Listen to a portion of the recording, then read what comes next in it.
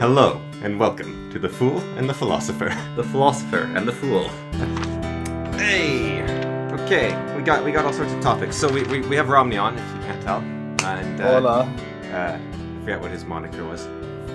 I think I was the poet at the beginning. Poet, yeah. But he's the philanderer now. Or the Philistine. The philanderer. What is a philanderer? I'll take like the Philistine.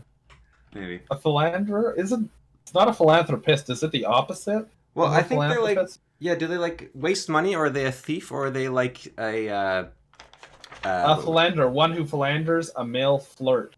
Yeah, like so a sort of it's a guy who type always person. hangs around women, and he's always flirting with the baby. Yeah, that was my third guess. It was like, but my third guess was more like someone that's just like around with a lot of women. But I guess similar idea.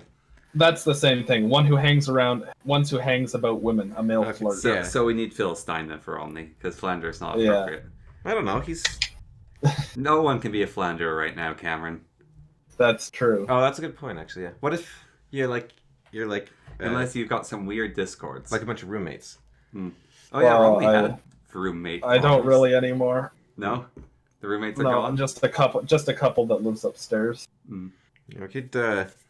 He had roommates, but then they all left. Yeah. The guy we were playing Civ with. Have you ever heard of? I think it's called Clownfish for Discord. What? No, I've never heard of that. It's like a voice changer. It just seems like a shame not to use Discord and not use it. But probably costs like enough money to make it not worth it. No, it's free. I used to use it back when I used to use Discord, back when I was one of the first Discord users. So that when you played online video games, people wouldn't know your true identity? Yeah, when I was talking with my two friends. You would sound like a space marine. Yeah. Ooh, I got my email address verified. Ah. There it is. Hey, oh no, it's not the one I sent. It's my new one. They're like, hey, Discord sucks. Thanks for registering. I should have said, we're aware Discord sucks. That would have been a better username. Hey, we're aware Discord sucks. Thank you for registering. Despite that, we're glad you could register. So, hit reporter out on the field. What is it like in the islands? In the islands? During the apocalypse? I don't go outside. It's pretty chill. I think generally there's like more precautions at stores. But, they're just reopening the parks now. And the playground's on the parks, so you could always go in the park. People escaping the prisons. Beach. Yeah, exactly. Not that I have any real incentive to. I just go for walks on the beach. I live like 10 minutes away from a beach. So that's all I get up to. That would make me a little nervous, 10 minutes away from a beach. Because of tidal waves? Just waves in general. I don't like being near the ocean. Really? I love the ocean. I like being near the ocean, but I need to be like 30 minutes away from it. Okay, but I'm 10 minutes away from the beach walking, but it's also like a fairly significant elevation too. Yeah, which that makes it slightly better. It's probably like, I don't know. Also, like not high enough to really be super safe. But there's all those mountains and those other islands in the way. It's like there's the other Gulf Islands. Yeah, either that or it creates kind of an echo chamber and the wave power gets amplified. One of the two. All right, I got some good stuff here. Stop this boring, nattering. All right, so first of all, you commented on our last episode about cool math, and I was just curious if you had more to add to that, like if you knew any more about it, or you were just curious to learn more about it. Okay. Well, first off, you talked in physics about the idea of an observer without talking about relativity, which is kind of primarily in non-quantum physics. The idea of the observer generally applies to relativity. Okay. So I felt like that was missing. Now, I'm not very good at physics here, so does that... like, relativity is just the idea that things change based on how fast you're going, right? Well, kind of. I think that's Einstein's theory of general relativity. Like special relativity. Honestly, this is the like threshold where I just started learning this stuff before I changed my degree. Right. So this is stuff I have like very rudimentary mathematical descriptions of and understanding of. But yeah, it's like, I think the general example that's used is if you're sitting in a train, right, and you're in the middle of a train, and two lightning bolts strike both ends of the train simultaneously. For you in the train, they meet in the middle. But if you're standing outside the train, then they'll meet to the left of to whichever direction the train's moving, it'll meet on the opposite end. So it's kind of like that. So it's kind of how the observer can affect certain situations. You know, it's funny. I know the thought experiment, but I didn't understand this example. But the one I heard was a very similar idea where... but actually, that one doesn't make sense, so maybe yours is better anyways. Maybe I should just stop. So wait, the lightning bolts meet where? Well, it depends on where you are, Connor. That's the point. Yeah, but so if you're in the train, then they meet in the middle. But if you're out of the train, they meet. Well, let's see. If the train is going from left to right, then I think it meets on the left side. Okay. The way I heard it was more to do with time. Like, the lightning strikes are simultaneous if you're moving towards the further away one, whereas they happen one after the other if you're further away. That could also be true. Like, once again, my knowledge of this is fairly rudimentary. And then the other idea with, I don't know if this is special relativity, but it's like, if you're in an elevator, let's say, and it's, you're touching the floor in it, how do you know that the elevator is touching the ground or that it's accelerating upwards at 9.8 meters per second squared?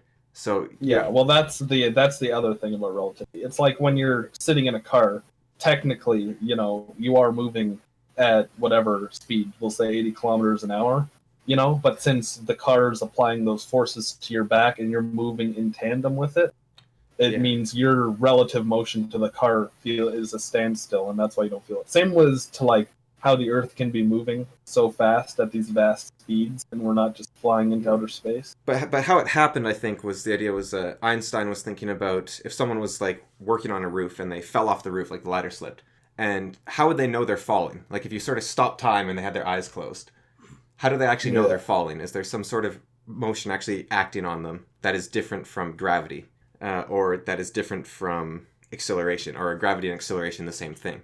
And I don't know what gravity is an acceleration. With that is so. His conclusion sounded German. So yeah, the other one that I've heard is if you're traveling at the speed of light and you held a hand mirror and looked in it, what would you see? That's the other kind of thought experiment he came up with to like describe that. Einstein was a smart dude. Yeah, and that's weird because there's the classic: if you're driving in a car at the speed of light and you turn on the headlights, is the light going twice the speed of light? But it's not, and I don't know anything. I don't know how you get to those conclusions. But if you're traveling at the speed of light and you throw a baseball, then the fastest it can move is the speed of light as well, because it's like a limit, I guess. Yeah. But I don't really understand that. So, anyways, that idea of special relativity, how do you think that ties into the notion of observation? Observation. Well, I think you guys kind of built upward from a quantum state, right? Because your last podcast, you kind of put the world in a quantum state in general, Yes, as waves of probability. You pretty much described everything as a wave propagation or binomial distribution, is what the statistics form of that was with your card example, Yeah. collapsing the probability curve and stuff like that. And I think, well, that's true to an extent.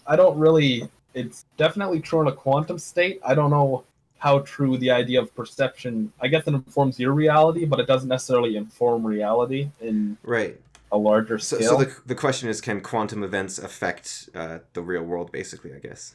Yeah, because you guys brought up the example of if a tree falls in a forest, it doesn't make a sound, and there's no one to hear it. Yeah. So I think on a much more real scale, then, you could say something like, I will stab you in the eyes if the superposition of this quark is here, and I will not stab you in the eyes if it is here, and therefore the quantum world can affect them. But that could be a way to bring the quantum into reality, and then you could split it off from there, I guess. So you can see a direct effect. That in that is sense. the idea of Schrodinger's cat, then, because it's the decay of... Yeah. So the idea is that you can bring It is partly to explain how ridiculous quantum physics is. You were actually dead on the money there, Cameron, because you were bringing up pretty much an equivalent kind of thought experiment. Yeah. And I'm pretty sure Schrodinger did come up with that to explain just how absurd quantum mechanics is. Yeah, just to show how stupid the idea is, basically, because it's like...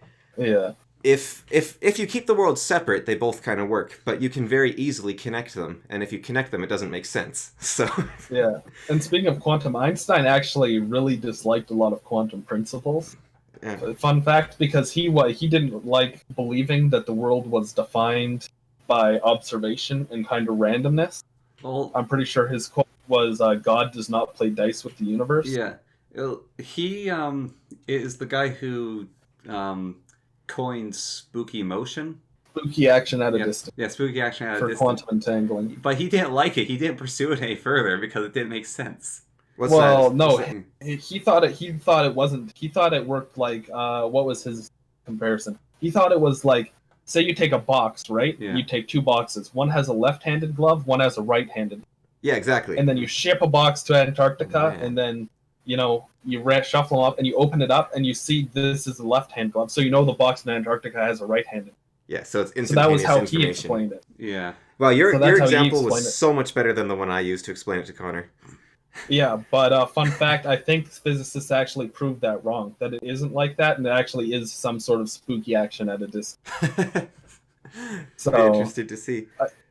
yeah, I don't know that much about quantum either. Well, I'm you not try bold to enough read to this make any- stuff, and like, what? I have grade 12 physics, so I try to like read these papers on quantum physics, and I just like spend a good hour staring at something that should take someone 10 minutes to read. I'm just trying to figure it out. Yeah, because like as far as I'm concerned, I have pretty much a fairly in-depth knowledge of Newtonian physics. Like I can describe pretty much most force phenomena. I don't have thrust, but I've got momentum, I've got impulse. I know like circular motion, uniform or otherwise. I'm pretty much at like the bar of Isaac Newton. Got all the boring That's stuff. what. Yeah, I can explain the mathematical ways gravity works and kind of understand the theory of space-time being this mesh, and mass creates a imprint on it that pulls things towards it. But anytime like relativity and quantum stuff, that's kind of, at least physically, in a physics standpoint, that's kind of outside of my realm. I think it's outside the realm of the law of physicists as well. Yeah, That's why there's also quantum probably physicists. true. Yeah. They're all trying to figure it out. Yeah. Yeah, well, it's funny how like philosophical ideas can take you to the same places as physics. And Yeah. I've heard this funny theory. I think it's just like, well, it could be true, but it's not meant to be like serious in any form, so it's not really even a theory. But it's like the moment physicists like look closer at something, God rushes to like, add it in. Like it's like, wait, what? How does this work? And then you look, and then it's like the rules get created as you look, basically. He's got to release the patch note. Yeah. And so it's Yeah. not even like God has to be there. It's just like the universe creates the rules as it needs them. Yeah. Like if we weren't poking our nose in everywhere, it would work just fine. Yeah. But we have to Yeah. keep like making it more Oh, complicated. they want to know about negative gravity. Oh, great. This has got to be a doozy to make up. Dark matter, still figuring that one out. Just give us some time, guys. We'll come up with a good explanation later. Yeah. Yeah, like we'll figure out dark matter when it's like finally on the top of the priority list. So this Yeah. actually weirdly ties into an idea for a supercomputer I had. And so I think supercomputers are coming, and I think it's coming in the next like 10 to 50 years. Well, supercomputers exist. Are you talking about quantum computing? No. I'm talking about computers that can do basically anything for the same cost. So, like, you open Microsoft Word, it takes as much power as it takes to run a game with the best graphics you can imagine. Yeah, that's So, not really. well, it is because How would you do that? I invented Let it, me- right? So, so I need to patent this like now. But there is AIs currently that you can say, I want a picture of a bird with a red beak and like white feathers and like yellow talons, and it'll give you that image. So this already exists. You can Yeah. also, there's a similar one for a landscape. So you can be like, I want there to be like 3 mountains, I want there to be some hills, a forest, and then a lake over here. And it'll give you a landscape. They don't look great, but it can do this. Yeah, for sure. Okay, so that's the first step. The next one is they have very, very recently, physics, Newtonian physics is very well understood. So you can put that into a computer, and then you can have a physics simulator that's basically perfect. Because Newtonian physics are way too simple to, like, did that bother you in physics at all? Like, it's like tiny little formulas can explain these ridiculously... It's very nice, actually. But Well, it's like, no, it should it be way more actually- complicated. No, it makes sense. And it is very Because- complicated when you add all of them together. Yeah, it makes sense. And there's also, like, the way that these formulas are derived actually have like very good stable roots in mathematics and stuff. Yeah. You know, It just feels like it with should like be derivation mathematical. and integration. So, Yeah, it's just and weird also how... there are some really ugly formulas. You just have to get a little bit more advanced to Yeah. get. If I saw those, I'd probably feel a lot better about everything, because it kind of bothers me Yeah. how like straightforward like beginner physics is. Like I have the least physics background of all three of us here, just for people Yeah. listening. So yeah, like very little bit physics background, but it bothers me how simple it is. Anyways, so they've made computer programs that can do fluid simulations quite well. So what Yeah. they did was they did a whole whack of fluid simulations, and they got an AI to watch them. And then they said, okay, here's a picture of the starting position. What happens? And so the AI just essentially drew the pitch, like the exact same simulation from a new state. Like it had never seen that state before, but it solved it almost perfectly, just based on its observations of water. Which makes sense. A person could do that. We could be like, Yeah. well, what could you draw what happens like halfway through pouring out this cup of water? And you're like, oh yeah, easy. So it makes sense an AI Yeah. could figure that out. But they can basically, this AI isn't doing any physics calculations. It's just thinking what the picture should look like. So it's actually just altering pattern the picture. There's no recognition. calculations It's all behind pattern the recognition. beyond like what it does to come up with a picture. Mm-hmm. So you have that two kinds of AI. One that can draw what you ask it to, and one that can Guess. it can guess what the next thing is. So all you have to do is make it watch someone use a computer for like 1,000,000 hours. And then it's like, oh, when the mouse moves over to this icon and clicks, this image appears. And then when they hit these buttons, this changes. So it's like, okay, so there's the Skyrim icon. You click on that and Skyrim opens. And then there's like a menu. So you basically have an AI that generates pictures based on what it thinks an operating system should be like. So another way to look at this is like, I could be like, Connor, I'm your operating system. Press start. And then you say like, I press start. I pressed that. Okay, now you can see there's the game Vlortag the Slayer. There is an audio program, and there is your picture album. Which would you like to access? The Vortex the Slayer. All right. So Vortag the Slayer, you can either be a mage or you can be a golden retriever. Okay, I'll take Golden Retriever. All right. So you appear in a forest, and this could also use the G2P, I think it's called, AI, which does like storytelling. Like it's a very similar idea. It wouldn't use that. It wouldn't be combining a bunch of AIs. It would be one ground up AI that could do everything. And all it is just like a human intellect sort of level thing, but focused on just drawing pictures, basically. So it doesn't have to be as smart as a person. And you could do it. It would just have to be like, what's a computer operation like? Now the thing is, you couldn't save files to it, except as far as it understood saving. So every time, like you couldn't actually put your own files on this thing, unless you had like a subroutine for that or something. And then every time you looked at, like, if you're playing their version of Skyrim, every time you went to the cheese vendor, like, he would look slightly different, unless it was, like, had this huge memory bank that it was, like, constantly putting everything it had ever done into it. But it could just be like, well, I derived what the cheese vendor should look like once based on the context of the situation. So if I do it again, it should be basically the same. So that's how supercomputer, you make a supercomputer that can do basically anything for the same cost, because it's just an image drawing program. It's just a guy with a pencil that's pretending to be your computer. And how does user input factor in? Is it all voice activated? Have a ridiculous amount it sees how you move your mouse on it.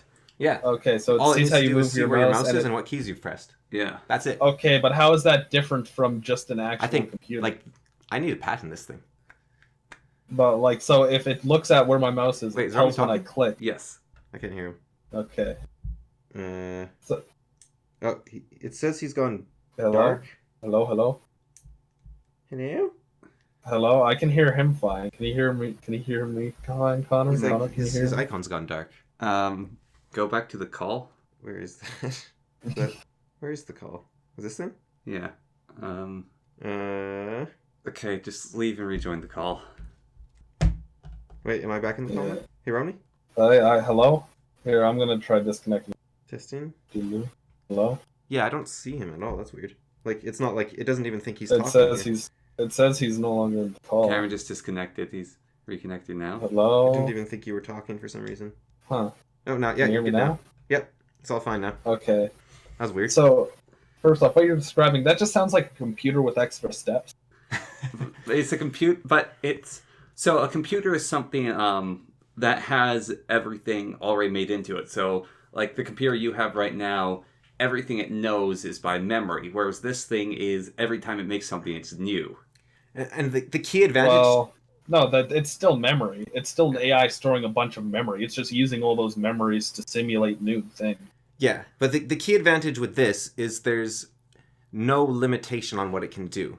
Because if it can draw masterpiece artwork, then it doesn't matter. Yeah, but you still need a graphics renderer to render those graphics, right?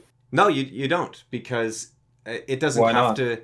Because my computer, like my laptop, isn't a very good laptop. Like, isn't very powerful, Yeah. right? But I can put I could load a 4K image on my laptop just fine. It doesn't take much power to do that. What a graphics card for is for, like, loading in all those 3D models, loading in simulations all and that. renderers. Yeah. But this AI, it's just showing you a 2D image. It's just showing you a painting constantly on your screen. Like, it's constantly It's updating. constantly moving and constantly updating. Yeah, so there is like it would be like watching a 4K video or something constantly. So Well, there is yeah, but definitely then, an do you know how overhead. much processing power that would make? Because you have to draw, on average, a game runs like 60 frames per second is what you want on Yeah. average, right? But it's a lot less So- than currently. Except I for don't the know AI if in the it is. background. I don't know if it is. But because- the thing is, like, you can run 3D games with 4K right now, and so this thing, Yeah. let's say it takes that much power to run. I think it would take less, but you also have this AI in the background, which is probably massive. So I that's don't. gonna, Yeah, I don't think it would take less. Yeah. I really don't. So that AI in the background is going to be a huge amount of overhead. But where you can gain it back is if you're playing a game like Dwarf Fortress, you can suddenly have as good graphics as you want because it doesn't make a difference to the AI because it's not doing all the tiny calculations for all the dwarves. It's just making them up on the spot. So the only, like, once your computer can run this AI, the only limitation is the memory banks of the computer, I guess. Like, basically. But then, how do you simulate like game mechanics, right? Because it has an idea of what mechanics are like. Like, oh, if you clicked on the Slay the Spire icon, you want the cards to kind of float around like this. And if you clicked on Skyrim, then you want to be able to the screen to move around when you press, like, the keyboard. And Sure, yeah. So when you press the keyboard, you want the screen to move around. yeah, But then, if you've then what you're doing is you're rendering. You've got to pretty much render all that image in. That's just a computer with extra steps. well, it's like having an artist that is constantly painting you. Yeah. It's his Okay, made-up but computer. if you're painting, because your computer's already a 3D image, Okay. like a 2D plane, right? So, have you ever done rendering, Romney? I've never done rendering. Okay, so when you do a render of an image, you do a more advanced render. It looks at it basically looks at the image and then it hits with light and it collects points and it does this over and over again. And to make really good images, you have to like render 1,000 times. Like have to calculate how the light bounces off it. yeah, 1,000 exactly. times, There's right? a ton of math Yeah. stuff. Yeah. So there's a computer that can look at like 10 render cycles, and then it can make the image look like it should. So it skips all that rendering to make the image instantly look like how it should. It can figure out what it should look like based off the really bad scattered image.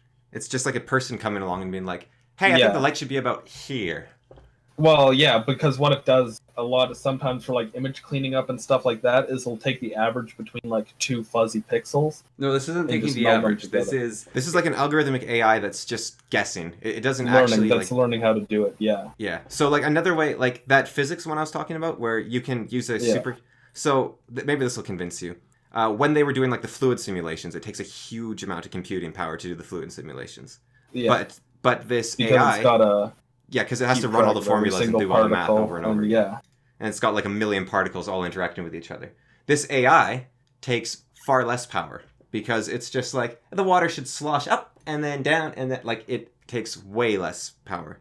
Because it's not doing all the math. It's like if you got two people, a physicist and a baseball player, and you said, okay, I'm going to throw this ball at this bat, what happens? And the physicist sits down and does, like, a huge amount of calculations.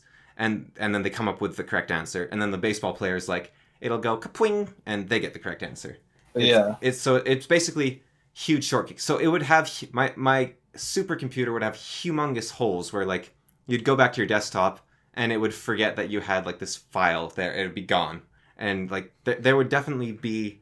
So the best thing would be have this AI in tandem with the actual computer, and it just helps fill stuff in. Well, what you could do is you could store your non-vital things in this, and you could have like your No, it's what. Yeah. So you Or- like load up Skyrim, and then it's like, yes, I'll be sent the Yeah. Skyrim profile, yeah. AI profile.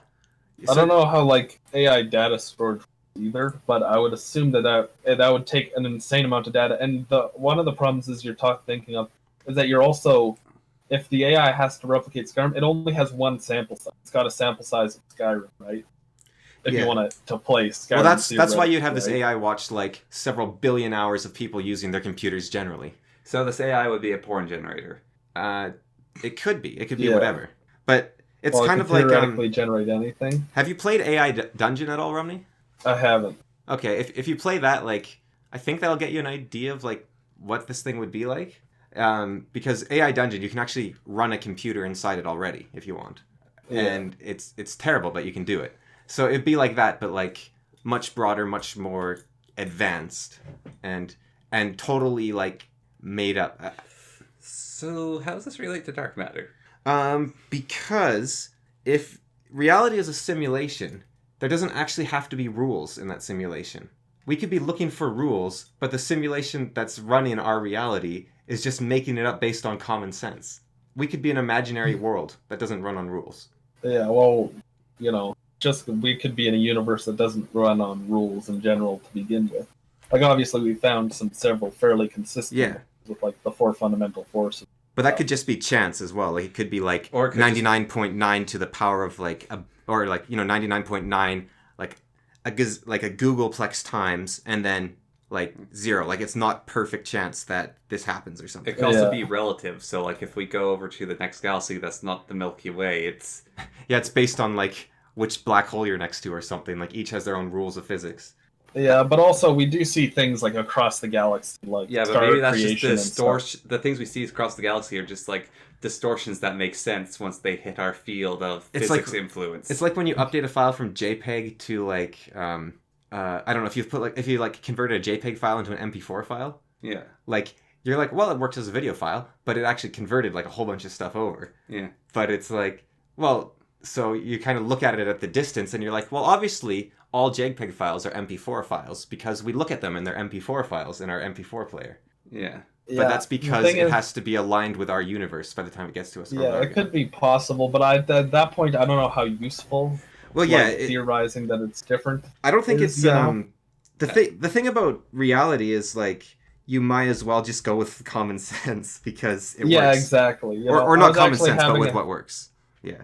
I was actually having a discussion with a guy who I was earlier, and he was, I would say he was a bit more like loosey-goosey. He talked to like science as kind of a dogmatic belief sometimes and stuff like that. And, he was saying that you can't know anything is true at all. And And I was like, I picked up a fork and I was like, what's going to happen when I drop this? And he told me I can't know, yeah, like which you is like you can't be certain. theoretically true. Theoretically true. You can't be 100% certain. You can make a really Theoretically. good guess. And yet we can make Yeah. airplanes based on our like assumptions. So, Yeah, exactly. So at a certain point, I think the doubt isn't useful. I think like skepticism is a useful tool to like analyze things, but do we really need to be skeptical that things are gonna fall downwards if I push it off my desk at this point?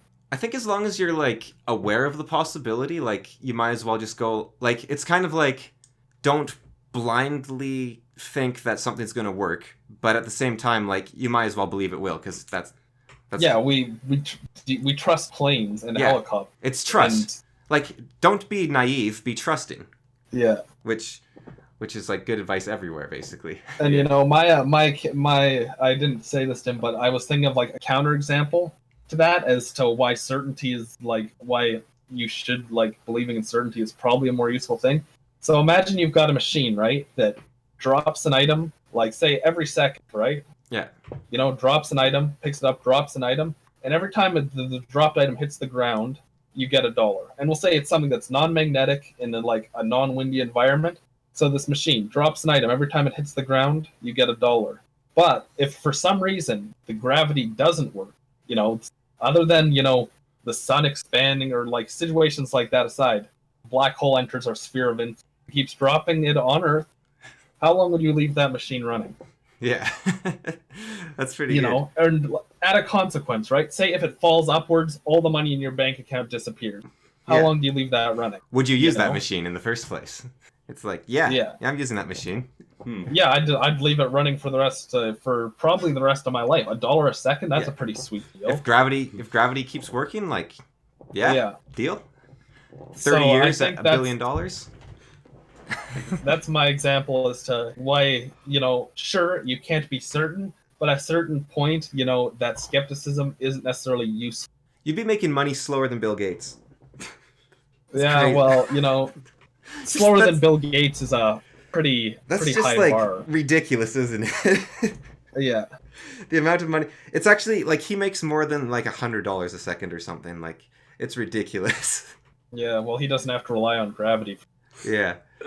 But like, man, it's like, hey, Bill Gates, would you rather make the money you make now, or every time gravity works every second you make $100? He's like, the money I make now, obviously. I'm making way more money. Yeah, but the gravity machine is far more certain than his. It's like, as far as we know, millions of times more. Yeah, we could have been stable. running. You could have left that machine running for, as far as we know, 13 billion years or 14 billion years, whatever the estimate is. Yeah. As far as we know, we could have left that machine running for. Well, even if maybe not right after the Big Bang, but probably like at least 1,000 years after you know shit settles for a little bit. Even if it like cleared your bank account once or twice, like easily pays off. Like. Yeah, exactly, right? And so that's kind of well, that was like Yeah, what job Francis- stability does Bill Gates got? well that was kind of the foundation of empiricism, was the idea of, look, all we know is what we can see, so we might as well base everything we know. And that was like the scientific revolution, was basically, look, this might not be true, but it's as good as, it's the most useful thing we have. Is So let's that use rationalism? It's empiricism, yeah. So yeah, rationalism, yeah. The thing you get in Civ? Yeah, and it's similar to objectivism in a way, but objectivism is like a step into philosophy using the same principles, basically, which is like, the only thing I can know is that I am happy or sad, so I might as well do things that make me happy. And like that is kind of objectivism, right? Like you read the Atlas Shrugged, so Yeah. yeah. Yeah, I read Atlas Shrugged. I know all the stuff about objectivism. I think Aren't you educated? the problem with objectivism, though, is that it assumes people know when they're happy, and it assumes they know what makes them happy, which is a very large assumption, I think. Yeah. And but yeah, so I think like how you're talking to that guy, like obviously it's gonna hit the ground. You're right. But I think like, so I think he was arguing for like a dumb cause, like his clothes aren't just disintegrating randomly, or he's not like floating above you like, there's no causality, like. And then he like turns Well, into yeah, bubbles because and I think floats he off. was talking because his point was that you can't know everything, right? That he described there's a sphere of stuff that you do know, and then there's a sphere outside that stuff that you don't know. Right. And I'm pretty sure he was saying that you can't.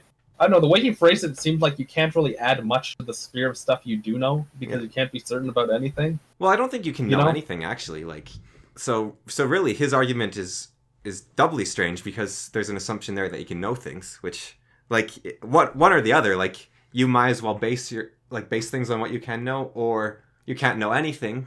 That, like, those are both You true can't know arguments. anything, but you might as well make guesses. Yeah, but you can also just say, look, you can't know anything, and it's like, okay, fair enough.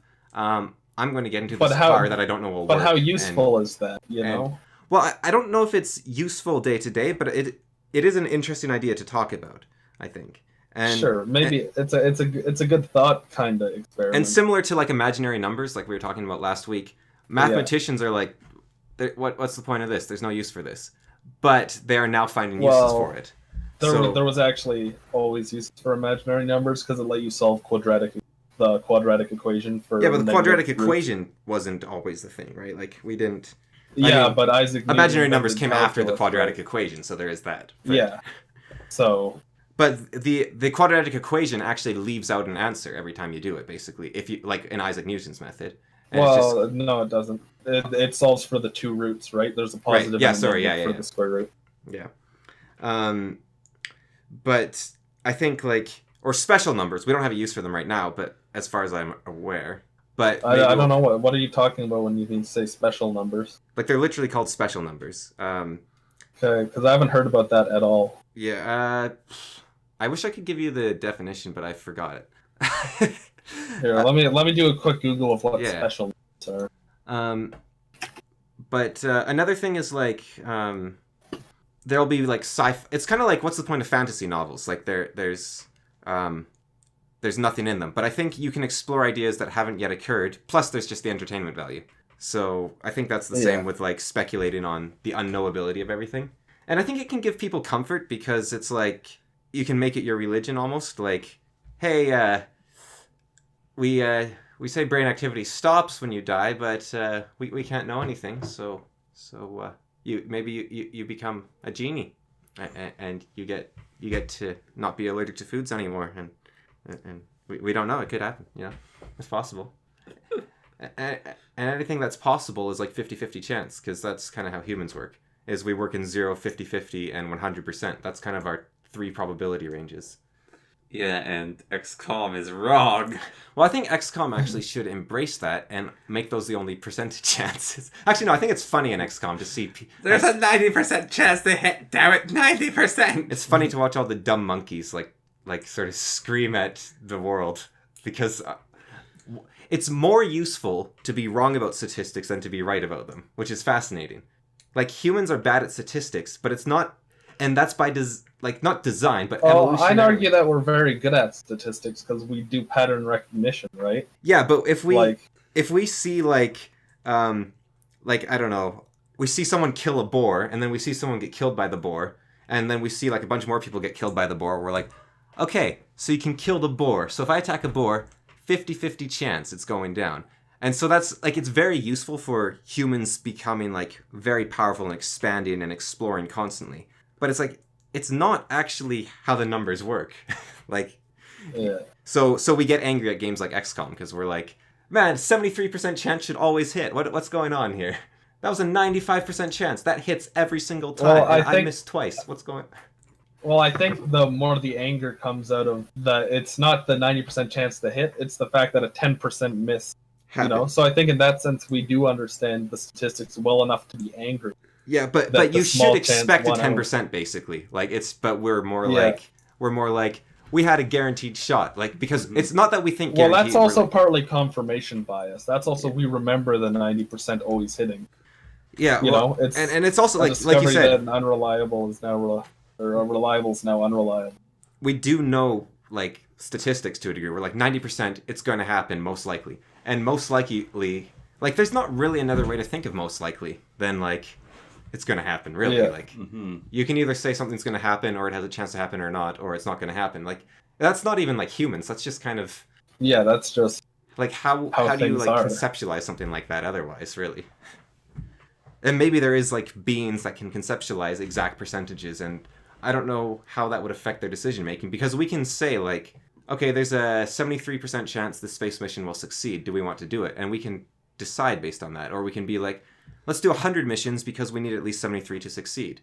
I mean, that's actually not how the math works there, but we need at least 50 to succeed or whatever. There's also the situation of, lottery.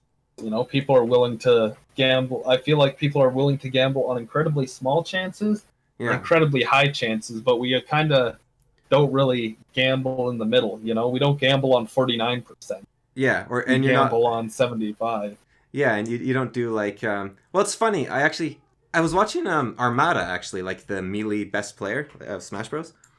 And he was talking about...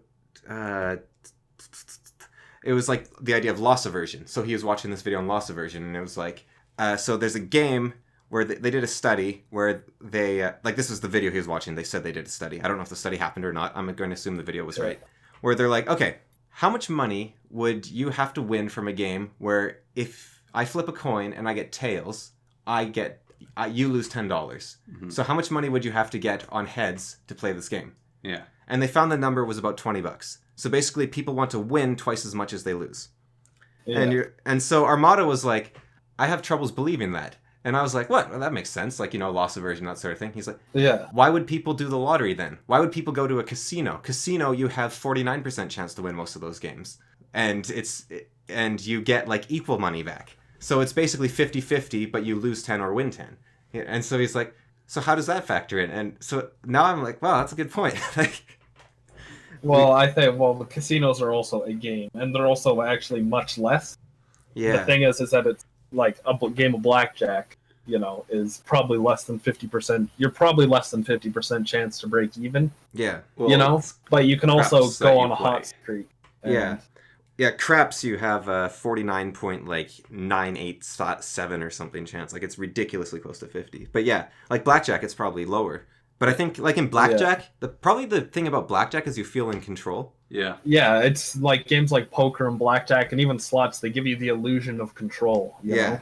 Because like if I hit the lever just right, if I hit this card just right, if I so maybe if casinos did do the coin game, it wouldn't work. Like and then I guess the thing people understand the coin is a random chance, right? Yeah. Like how many of us have flipped a coin to heads or tails? We all understand that that's a 50-50.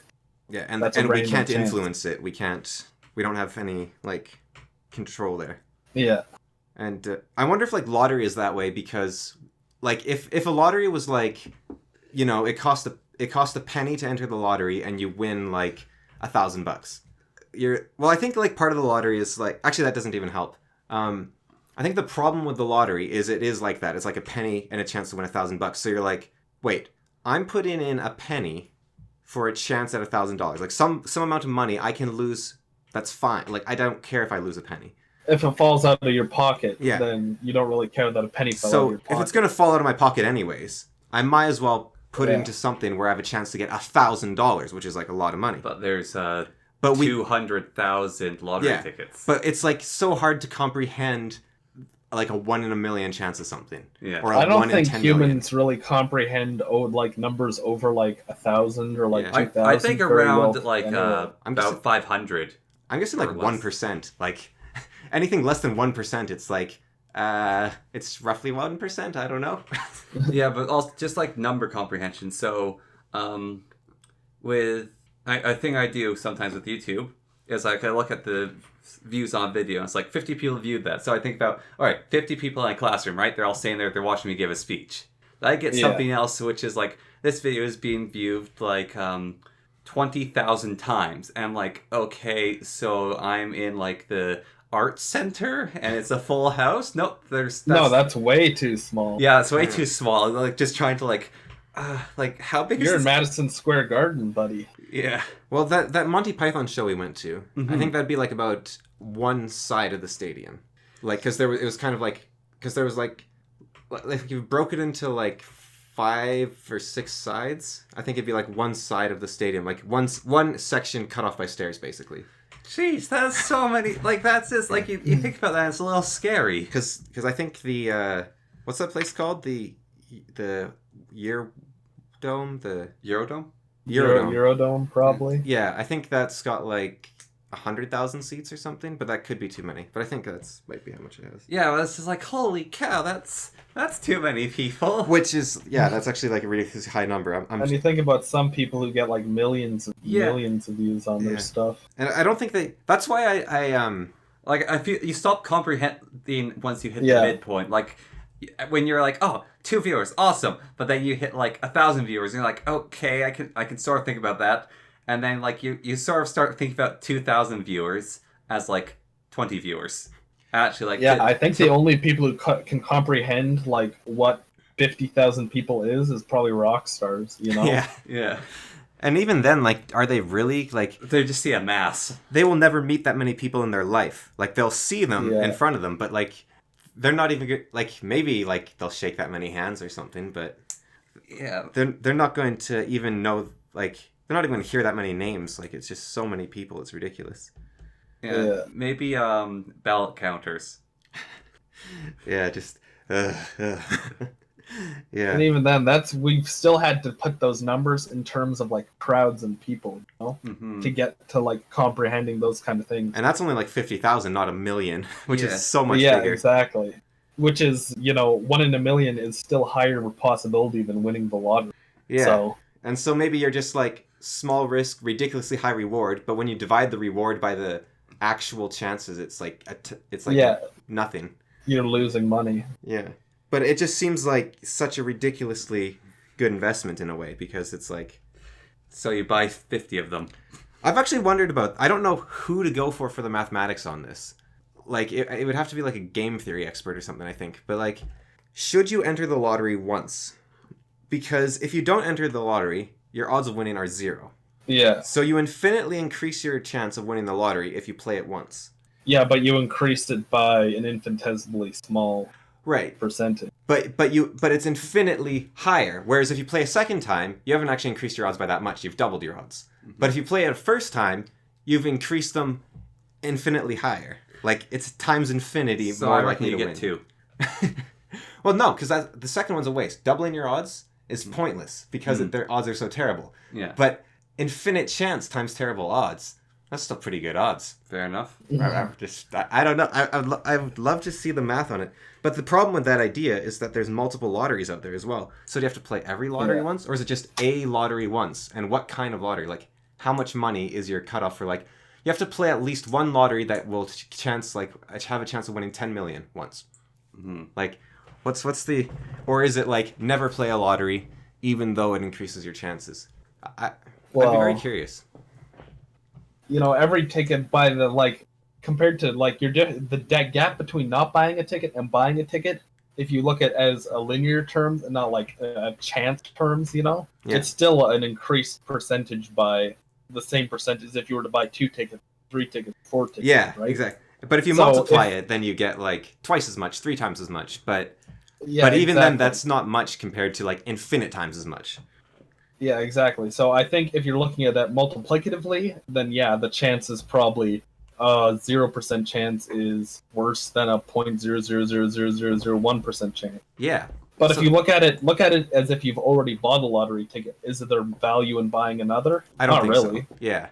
But should you get the first one? Well, I think that's probably not I don't really think that's it must be a game theory thing. I would say probably not. Yeah.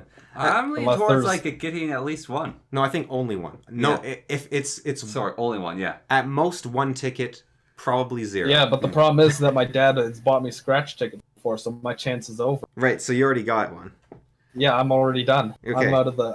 But I haven't. So like, you know, I should buy one someday, I guess, and like go for it and then lose and then be like, oh man. But then, like, once you've bought it, you're like, well, maybe it wasn't that one. Maybe the one chance was the next one. Yeah. But at that point, then you're losing. Well, you see, what I do is, like, if we go to the video game side of this and you get random draws in video games, right? Yeah. Is I get my friends to buy the ticket for me, and then I just grind it to get the random chance out of it. Okay, should you ask for lottery tickets for your birthday? No. Probably not, because I'd rather get cash. Yeah, and I think getting that one ticket is, like, no matter the source, you should only get one, max 1. Yeah. And, but I wonder if you should even get that one, because it is... Yeah, I would say no, because if the difference between getting 1 and 2 is the same as 0 and 1 in likelihood of winning, you know? Yeah. Then you shouldn't buy 2 lottery tickets. The other thing is, like, right, lottery tickets are so cheap, you're not losing anything if you buy one. Like, if you're buying, like, not all bunch... of them are cheap. Not the big ones. Some of the big ones are fairly expensive, I think. Right. Yeah. Yeah. Maybe it's like you have to spend less than $1 or less than like $5, and you have to make at least this much, and you can only do it once. And in that case, you should go. Yeah. So maybe there's a specific scratch-off ticket that's worth. It costs you $1, and you get 10 million out of it. Yeah, and that is like you have to go to X lottery, buy one from them, and then you're done for life. Yeah. Yeah. Even if a better one shows up, you're done. You made your purchase. Yeah. Yeah. Unless you find like something like the Kentucky Derby where you can buy every ticket. That is dumb. And then you make money. Yeah, make money. Or that guy with the That's horse. not dumb. Think about this. What if someone else had guessed the right order of horses? Yeah. That guy would have been in trouble. Because they also have gone half the money? Yeah, they would have split the prize. Right. How much did he make? He made a decent amount. Like, he didn't just do this to get $1. Yeah, well, that kind of makes sense. If you could bet on every horse in a race, if there's the right odds. It only worked when he did it, though, because it'd been building up for several years. Yeah, because they actually only give out the prize if you win. Yeah, and if they don't win, they just add to the next prize. Yeah, so So I don't even know if they would ban that. I think they might have. I think they might have limited the amount of tickets you can buy or something. But I don't know if they'd need to, because they're not losing money when someone wins. But yeah, they're giving away the money anyways. They're But probably I feel, actually coming ahead. yeah, because they sell so many tickets Yeah. change for that money. But the problem, I guess, is that it looks bad. Like they're Yeah, it looks bad for PR reasons. yeah. And also, you do need the prize pool to build up and stuff. And Yeah. It's, but imagine being the guy who did that. You would feel so smug with yourself when you won that. Yeah, it's like every card. You'd be so nervous that like someone else gets it. You'd be like, "Come on!" It's like, yeah, everyone bet on the winning pair this year. Well, everyone gets $1. But Yeah. it was just so obvious who was going to win what. Yeah. Like we've never seen a more clear case of the horses than this year. What the heck does this mean? Australia versus Notre Dame. What? So Cameron, in his delirium, when he's tired, will write random things on this piece of paper of talk about the podcast, and half of them he looks at them the next morning. It doesn't make sense. Yeah, this one I think was like, Or they're short form notes to explain a concept. Yeah, it was like something to do with the right side of history. Like that phrase, Obama started it, right? And sort of gets like thrown around. I don't know. What do you think of that idea? The right side of history. Well, you have The right side to of history? explain what that even means to me. I Right, think if you're successful enough, you're always on the right oh. side of history. But Can you talk, Romney? yeah, hello. Yeah, it's working again. That's weird. It just cuts Yeah. out occasionally. It's like your phone. Yeah, Yeah, maybe your phone goes to sleep. I think it's everyone else's fault. Yeah. Yeah. I don't know. I think if you're successful enough, you're always on the right side of history. Generally, you If know, you're what? Sorry. If you're successful enough. Is that the concept of it? Well, the idea is that the history books will look at you and they'll be like, "Yeah, this guy did the right thing." So it's like hard to say, like World War I, who are the good guys, who are the bad guys? It's kind of hard to say. But looking back, we can kind of be like, man, the the Brits and the Americans, they're on the right side of history, like sort of thing. Even though that's actually a bit much more complicated, World War One. Yeah, World War One is a little bit more. I don't ethically ambiguous. It kind of just happened because everything was a mess. But if we were like, should we like ban all eating of animals, let's say, so that way our ancestors 1,000 years from now will look back at us and be like, everyone before them was savages, but these people were enlightened people, right? Like that's the same thing with slavery, right? Like, you go back and it's like, well, we could you could give the same argument, like, do we ban slavery now, or do we keep using it? Like, because there was a debate about slavery. It's like, oh, you don't want to, you're not just exploiting the slaves, you're taking care of them. Like, if they, like, there's a lot of responsibility and freedom, and responsibility is dangerous and it's hard. And so you're actually taking care of these people. Even if you view them as people, you're doing a good thing for them, right? So you're like, is it ethical to stop slavery? And obviously us these days, we're like, yeah, like it's super ethical. But back then it's like, but then you could be like, but this seems kind of inevitable. So when our ancestors look back on us... I think also anyone who was arguing that owning slaves was ethical back then for their own protection or whatever, probably just wanted to keep owning slaves. Probably, yeah. It wasn't an altruistic thing. Probably at the end of the line, it was an economic thing. Yeah. It's like the idea of like, do you want to, like, enlightenment now sort of thing? Like, I don't know, right now, for example, there's a lot of... like transgender right bills getting passed, for example. That it's like, well, obviously we should pass these because that's what should be passed. Because in the future we'll look back and be like, these should have been passed. Yeah, exactly. But some of them are to the point of absurdity, and like giving transgender people rights they don't need, or rights they already had but now they're codified for some reason. But like what? So you could have something like the well, this one wasn't a code. Actually, no. Let's do a codified one first. So you have in the U.S. military, for example, there was the push to make transgender people allowed to go on all special missions, even though they were currently banned from it.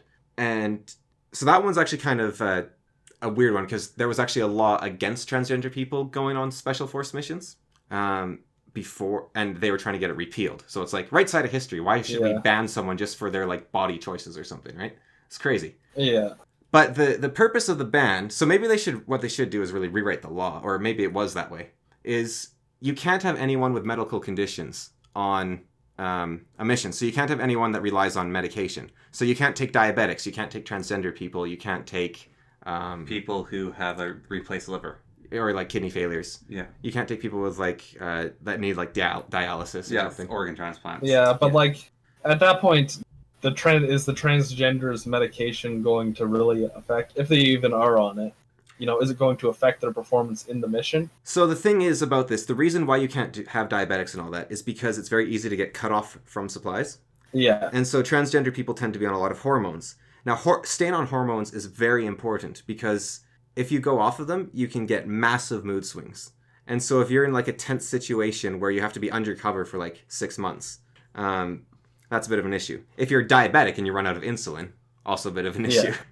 So so really the person being transgender or not isn't the issue. It's if they're on medication. Like if they were not on medication, then they should be allowed to go probably. Like, well, yeah, exactly, right? So then you just have to add nuance, So the pushing for like a reformation, maybe that wasn't the best example, but my idea is like the pushing for the reformation of something that doesn't need to be fixed because it makes you look good, I think is can be a result of this right side kind of like virtue signaling. Yeah, virtue signaling would be a better way to describe it. Yeah, I'm trying to think of like another one that wasn't. This is a weird one. Was like the whole gender neutral bathroom thing. That was something that was like not an issue, and then people tried to be helpful, and then suddenly everyone was like being really observant and causing a problem. Yeah. Yeah, and I go to UVic, right? There are gender neutral bathrooms there. Yeah. I tried going to one, it didn't work. Yeah, it's a little weird at first, but at the end of the day, does it really matter? Sure, it's a little bit of a hassle sometimes. Sometimes you don't have a urinal to go to as a guy, or sometimes it's a little weird walking to a bathroom full of girls. Yeah. But at the end of the day, I'm comfortable enough in my own body to enter any bathroom, and if people aren't comfortable enough in their body to enter, whichever bathroom is gender specified, why not just make it a neutral space? Yeah, and I think, like, I don't think it was, where am I going with this? That's a good point, I think, what you're saying. Or not a good point, I just agree with you. Wow.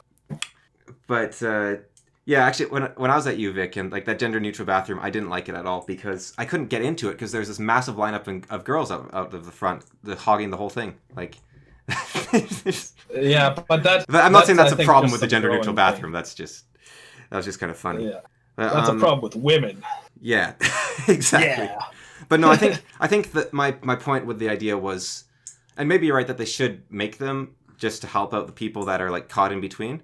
But I think a lot of like transgender people were just going into the bathroom of, whatever they felt most comfortable with, and nobody noticed because nobody's like X-raying everyone that goes in doing like a DNA test on them. Like the whole point of being transgender is that people don't know you're transgender, right? Like so it's kind of but I don't know. At the end of the day, you're just doing something that helps, even if it's some small group of people. You're helping a small group of people and hurting no one. Yeah. So you might as well just do that. And the question is, are you hurting no one, I guess? But, like, who gets hurt from a gender-neutral bathroom? Guys who are terrified of women. Yeah, like, if you're shy about going into them and stuff, I guess could be the... And that's... Yeah, but, like, first off, guys should learn how to not be terrified of women anyway. First of all. And second of all, there's gender-neutral bathrooms with urinals that have this little private stall so you can have your own little man urinal time. I mean, that sounds like they should just upgrade current men's bathrooms, really. Like, yeah. Actually, you ever been to like a European bathroom? Like everyone gets their own little closet. Like, much better way to do it. Yeah. So not like these gaping holes we have in North America. Like. Yeah. So the first time I used gender neutral bathroom, and there was like a group of girls there. It was weird for sure. Yeah. Like first of all, I thought I walked into the wrong one at first, which is never the good never a feeling you want to have. But after you get used to it, it's not really a big deal. Yeah. Like I said, it hurts no one and helps some people, so might as well just help some Well, the people. question is like, well, it's not the question. I've heard people argue about the idea of like feeling safe and how much is that worth versus like, because these it was really about feeling safe in the first place, right? Like if it helped that small group of people, they could have gone into either bathroom already. Yeah, but then they felt a bit safer. but also they might not have felt like But they now- belonged to that one, or maybe they chose the one that wasn't their gender so that they didn't have to get yelled at. You know, Yeah, but now like if a transitioning man walked into a woman's bathroom, you could see how that would be met with some hostility. right, but that now happens because of gender neutral bathrooms. So, But now it's not a woman's bathroom; it's a gender-neutral bathroom. So it's just what you expect. yeah, so I guess it's like enacting a cultural change rather than a Yeah, environmental one. exactly. Yeah. So the idea is, I guess the question, yeah, I'm not comfortable with playing around with your culture, but I do think I heard this thing once. It was to talk about like back in the States in like the 60s when they had like colored bathrooms and white bathrooms. Yeah. And the guy was saying, if you hate someone so much, you have to build a separate building and facilities for them. I think you're you're not very good at hating, and you're like doing something wrong. Yeah. So, yeah, I think, like, I don't know the thing about throwing out anything is you don't know the reason for it. Like, the gender-neutral bathrooms could be totally beneficial. Like, it was, but we didn't have them at some point. Yeah. So the question is why? And Well, we didn't have them Probably the year, because we didn't. probably the, what is it, the 1800s? yeah, it could have just been because it was, What is it called? The Victorian era. The Victorian era screwed us over majorly culture-wise. Like, we're still Yeah. dealing with the repercussions of the Victorian Well, era. like, why did we start gendered bathrooms in the first? well, yeah, I think And you it's might be right Victorian era because decency. I imagine that a public bathroom is actually an unusual idea in the first place. Yeah. Like, that is a bit of a weird idea. Now, I could see Yeah. having... Now, this will sound weird, but I could see having gender-neutral bathrooms and men's bathrooms. And that would be because... no, actually, this is weird, because I could see having... All right, I could also see having gender-neutral bathrooms and women's bathrooms. And the reason for that is if you had gender-neutral bathrooms that anyone could go to and men's bathrooms, you could just have a bunch of urinals in the men's bathrooms. So it could be much like... Because that is, like, building code is, like, men have to have, like, half as many toilets as women's bathrooms or something. Because the theory is that men will be able to cycle through quicker. So they still won't use the middle urinal. Yeah, so you might as well get rid of half the urinals anyways. Yeah. But you could just have a bathroom full of urinals for efficiency's sake. Like I was saying, that gender-neutral bathroom had a huge line out in front of it. I just had to pee. Just give me a urinal, right? Like just Well, yeah. When they have fixed that by adding yeah. urinals to some of them. So you could. I'm sure they just took the sign off boys' male bathrooms Yeah. and took the sign off women's bathrooms. So and on there's a lot of gender-neutral bathrooms that are right next to each other, coincidentally. And on So- the flip side, you could have just a women's bathroom because there is some reason that you have to have like more women's toilets than men's, and I don't remember what it is, and maybe that's irrelevant these days. But there's like a building code reason, and it's like I think you can even not have a men's bathroom in a building, but you must have a women's or something if like the building's small enough. And I could be wrong here. Look, just press a button and a tube rises out of the ground. You get in the tube. Well, I think the idea of a public bathroom is kind of the Yeah. problem here, really. It's a bit of a... Pretty nice though. Yeah, like it's very really. convenient, but it's like just the idea of like... You know how showers, you can either have a bunch of stalls or just like one big room with like shower heads in them? Yeah. It's kind of like that. We have a very shy culture, and then we cram everyone together for like this one activity. Yeah. And it's sort of like... Yeah, kind of like maybe the culture is the problem. But... And like I say, enacting top-down reform, I'm not a fan of. But on the other hand, what caused it in the first place? Was it a top-down thing? So Yeah. Yeah. I don't know. Like Well, I think it's rich people not wanting to be like poor people. maybe. All the poor people just go outside and pee in the bushes. We can't have that. We have to have our own individual Well, when we were in rooms. Japan, they had outdoor urinals. Yeah. They just had like walls that you could just go pee at. So like, Yeah, those made me a little uncomfortable. and like the bathrooms were like, I don't know if they were like in the park. I don't know if they were gendered or not. It was just kind of like you walk down this, like, you know those change rooms that look like swastikas, or they're like study booths, and libraries have these as well. They're like these great big swastika things. Well, And- I don't generally look at Like You know, aerial structures view. I from mean, the top down. yeah. Yeah, I don't really. But it's, usually they're basically the fucking idea is you have to grid make 2 pattern. right turns to get into the main area. So Okay, I kind of get what you mean. So there's no door, but you can't be seen Yeah. if you get to the. So you're talking about a U bracket, pretty much. Maybe I don't know what that is. Well, it's like a U with a wall going through it, so you have to walk in the shape of a U around a wall. Right. Okay. Yeah. Like this. Okay. It's a bit of better description than a swastika. Yeah. Okay. Yeah. Like that basically. But there's like 4 of them like interconnected, so it's like very quick. So they have those in Japanese parks, and they have toilets in them.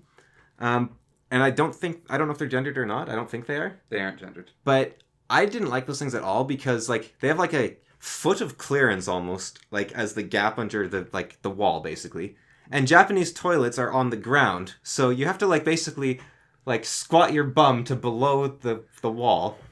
Well, that's because they're not structured for us tall white people. But then you just see a short guy squatting his bum to the thing. Like, yeah, I don't know. Like the best thing to do when you walk by one of those is like not look down. Just keep your eye above. But yeah, just mind your own business. Where was I going with these? I don't know where I was going with that at all. It was like I guess it was the idea of like they're fine with these like public bathrooms that don't appear to be that gendered, at least like if you're in a park or if you're in a temple or something.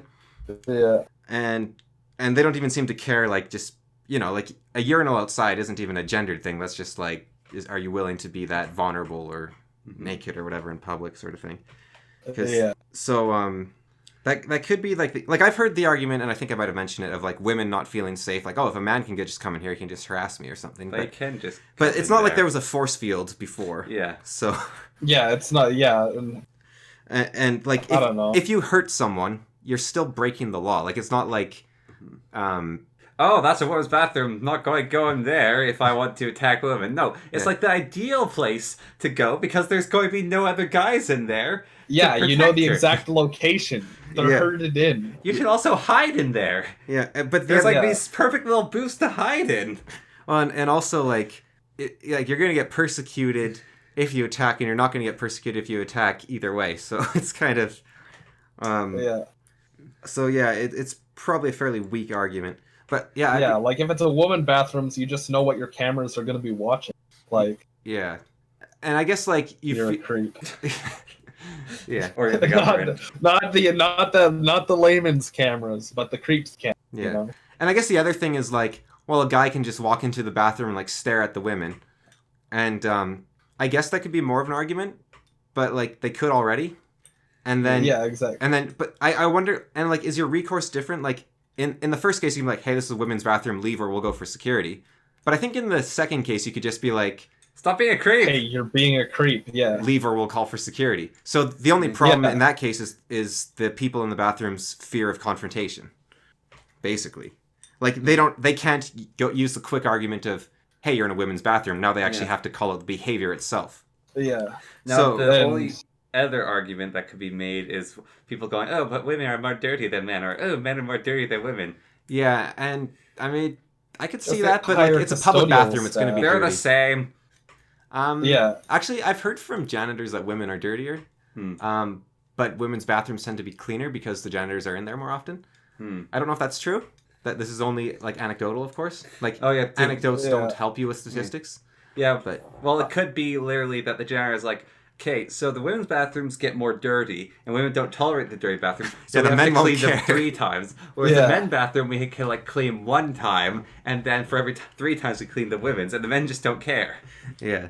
So, I'm actually like coming around, but I'm still like it's almost like I don't care about gender neutral bathrooms, but I find it weird to change things top down, I guess, is my thing. But I get like that's on me more than the designers. Like I was like pretty much the same way as you too, until I just kind of thought about who is it hurting and who is it benefiting. Well, I mean, that's kind of the way. But the bottom line for comparison, even to that, is in Lethbridge there's this bathroom that no one used, and there's like no parallel bathrooms in the whole building, and it's a women's bathroom, and it's like this is like the one bathroom that should be set up to be gender neutral. Like there's no one else there. It's like this quiet little spot. It's like this is the quickest bathroom. I just have to use it. And it's like, no one ever used that bathroom, so it's just like the best bathroom. Yeah. I And if think you're really concerned, you just make 3 bathrooms. It's Yeah. dumb for space reasons, but you do women's, men, and general neutral. You know. yeah, and then it'd be interesting, like UVic basically has that, and it'd be interesting if they could like somehow count the popularity of each. Oh yes, Well, count the they could popularity easily of do that. bathrooms. Yeah. Well, I mean, they could easily count them, but I'd be willing to believe that men use the public washrooms more often than women because men have urinals. yeah, and You know, how often do you guys actually, go take a shit in a public bathroom? You have to hold that in until you get home. I think like that Yeah. pretty often actually for myself, but I do it on occasion when I really gotta go. But if it's just, a mild one, I'll wait till home. I have a trouble with public bathrooms. I'm slowly getting over. That is the trauma of elementary school, where I was going to the bathroom, and then some kid poked his head in underneath. It's like, oh, this is occupied, and then it's just like, God. Yeah. And I'm a fairly confident guy. I'm the type of guy who'll take the middle urinal if it comes to that. It's more the case. pee with your pants down around your ankles. No, not that carrying much. your ass to the world. Man, I was using a urinal once actually. Here's a little story for you. I was using a urinal once. I don't really know where the story leads to. It's just kind of a thing that happened to me. Just prefacing it. But I was using a urinal once, and there was a guy next to me. I was in the middle urinal, right? And the guy next to me just looked straight down at my dick for like a good 5 seconds. Just like he had a hat on, so you could easily tell the direct line of eyesight. No. And just like taking a piss, and he's just looking at that for a good 5 seconds, and then he just goes back to like finishing his business. And then No, the what worst do you thing. say to that? The worst thing is How he do you says react strong to that? stream afterwards, Romney. He says strong Oh. stream. It just like gives you a little nod, and you're like, "What? What does that even No, mean?" there was no eye contact. No, There was so no Romney, eye contact. what you say to that, right? Which you used to be able to say, but now these like right side of history virtue signalers have ruined, is what you could have said to him is, excuse me, this is a women's bathroom. But now you can't do that, so you see the problem there. No, it's just it was such a strange moment, because like, And that's why you it don't defies- take the middle stall, Romney. Well, the thing is that I think it's generally agreed. There's a generally unspoken like rule of like bathroom etiquette for men, Yeah. There is the like every second urinal thing. Stare at There's the wall. stuff like that. You stare at the wall. You don't talk to. You're only people in allowed the like men's half a bathroom, second really. to peek between the crack in the cubicles. Yeah, you look for shoes. Or Yeah. knock on the door. You don't shove your head You know- underneath the thing and You poke your head up traumatize against a the- 10-year-old. You shove your eye against the crack and maintain eye contact for a maximum of 5 seconds. Otherwise, it gets awkward. You there's grab no the eye shoes to make sure contact. someone didn't take off their shoes and leave them there. You have to reach down and try and pull the shoes out. There's no eye contact. There's no real discussion between strangers in a men's bathroom. There's no So discussion just- between people who know each other in men's bathroom. Yeah. You Yeah, stop exactly. talking when you go in, then you resume talking when you come out. And you don't speak to someone if they're on the toilet. Yeah.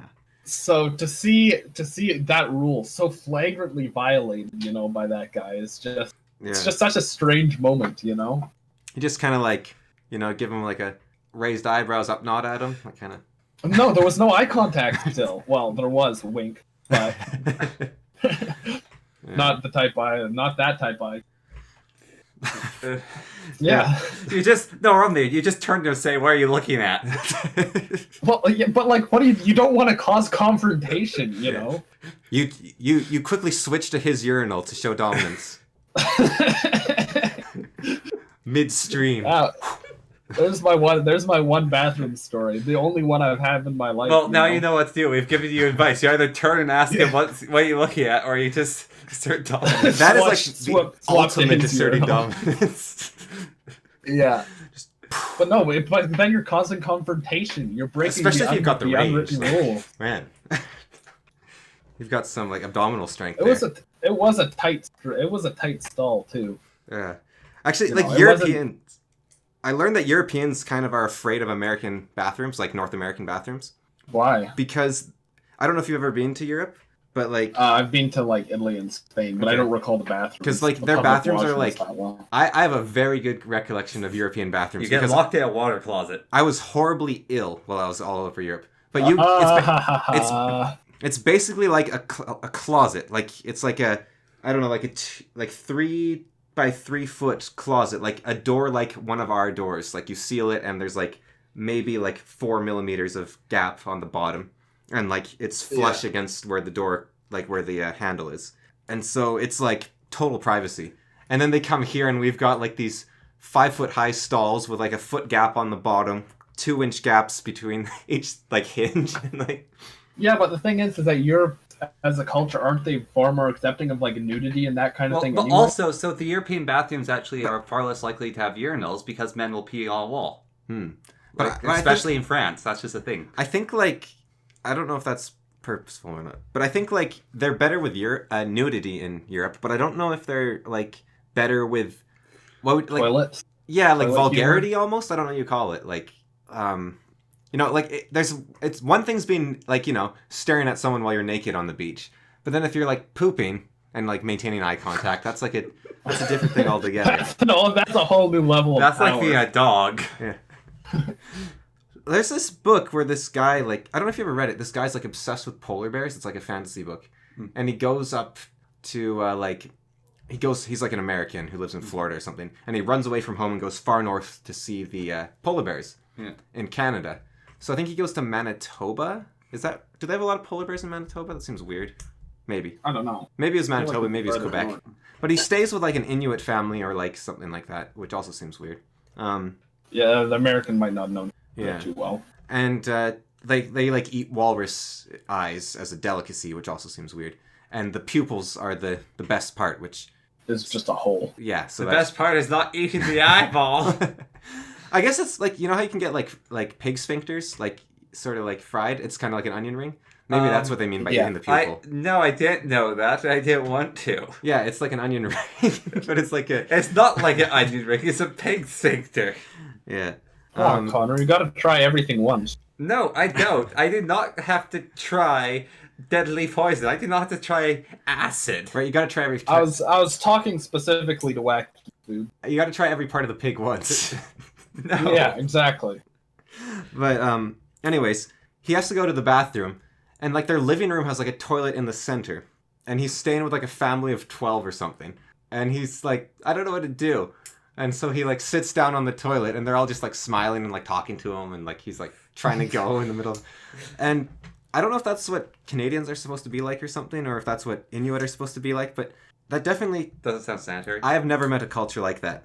No, But, no, it's weird Uncle Frank. He can open the door and keep watching the TV while sitting on the toilet. It just seems like Although, most people aren't comfortable. You with know that who kind of is very confident about using the bathroom in public? Drunk people. thing. Yeah, that's true. That's all you gotta do. I've seen a fair bit of public urination. There's some clubs in Victoria outside that have these little like corners. There's like these little alleyway corners that have little like urinal things. Just like dump a bunch of urinal soaps into the alleyway.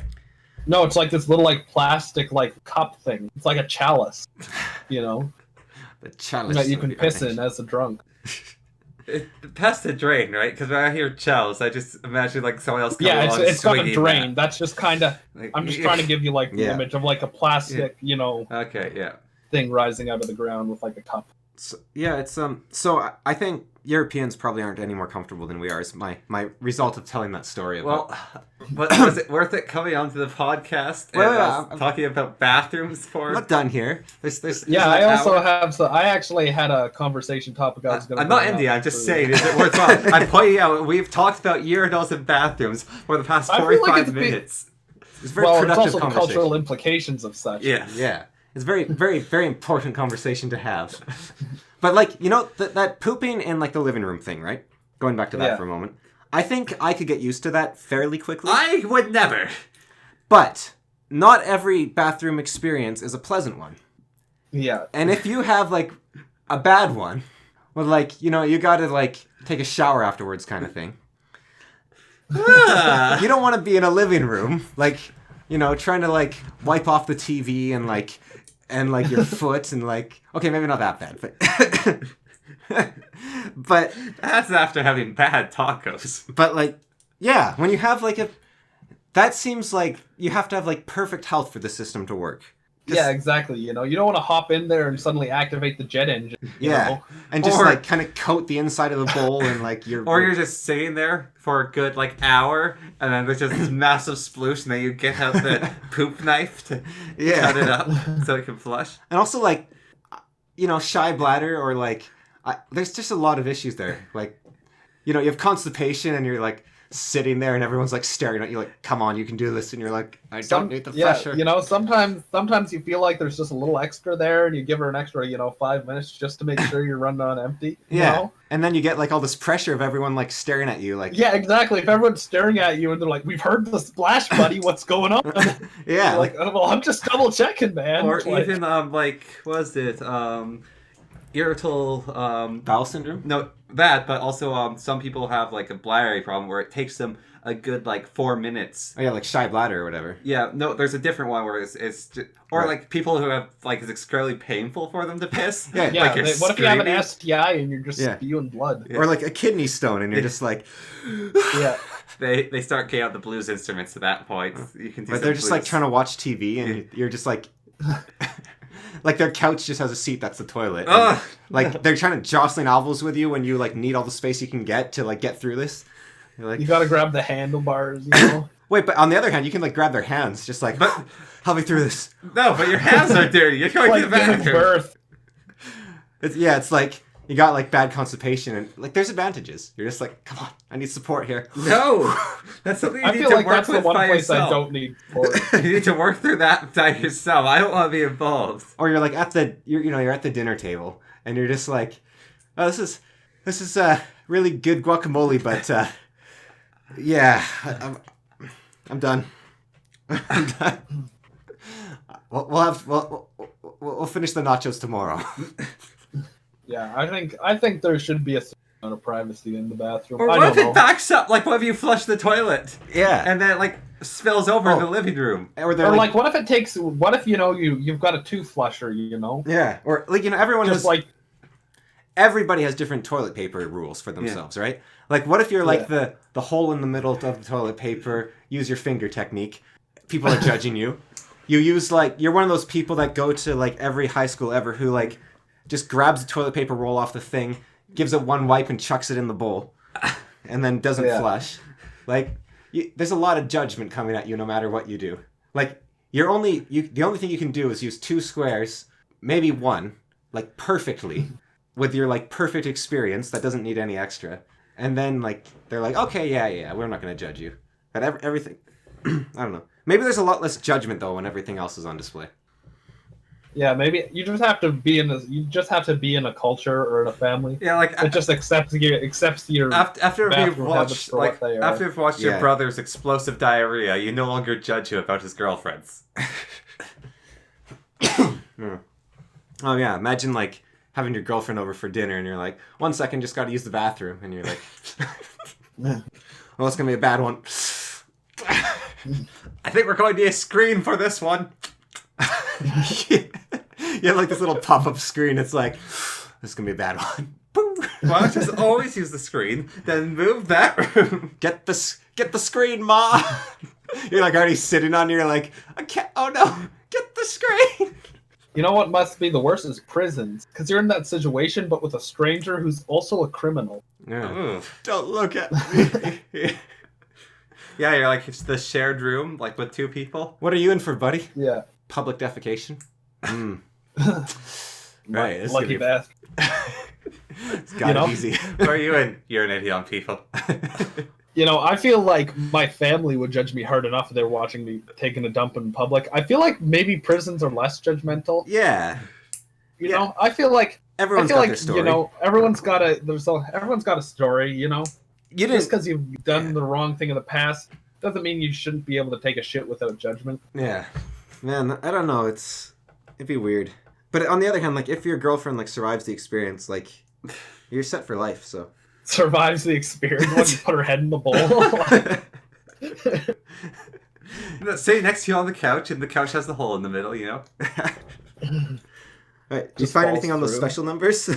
You know, more highbrow No, stuff. I didn't. Okay. Actually, what my little topic of the day was is so imagine you're the last person on Earth, right? Yeah. Okay, and Yeah. you've decided, I've you got know a what? date. I've got a. Doesn't matter when.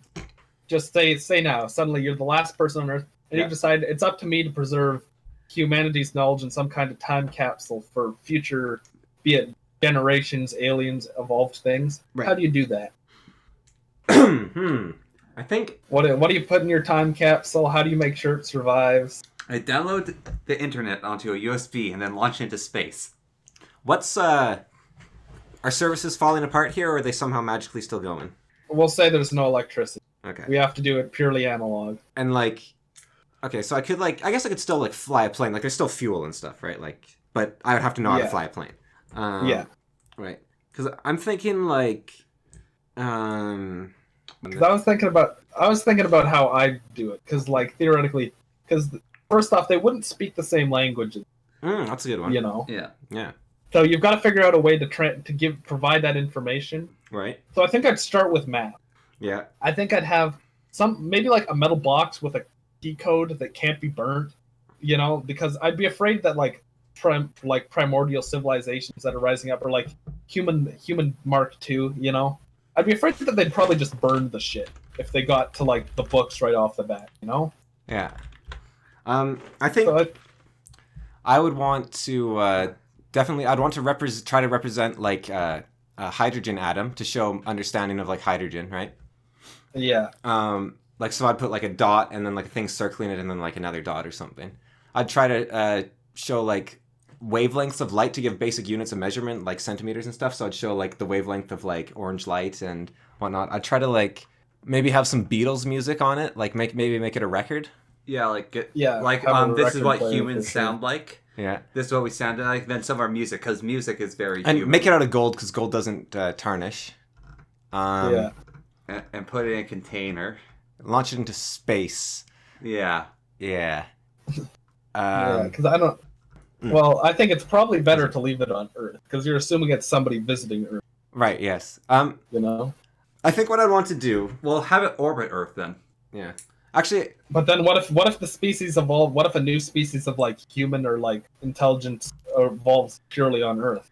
yeah. So I don't know if you know this, Romney, but this is actually a problem that was presented to like the world's like top like 100 smartest people or something at one point in the 70s. Okay, I did not know that. Yeah, and But so they came up with clearly, this, it's presented to the top 3 smartest people in 2020. and so they came up with a solution to this, and it's called the golden record. And yeah, so it uses binary to give the proper speed to turn the record, and it shows it gives like a schematic. It's got a diagram on it. Yeah, basically show shows how to play the record. It shows how to construct a record, like a record Yeah. player. It shows where our sun is based on pulsars.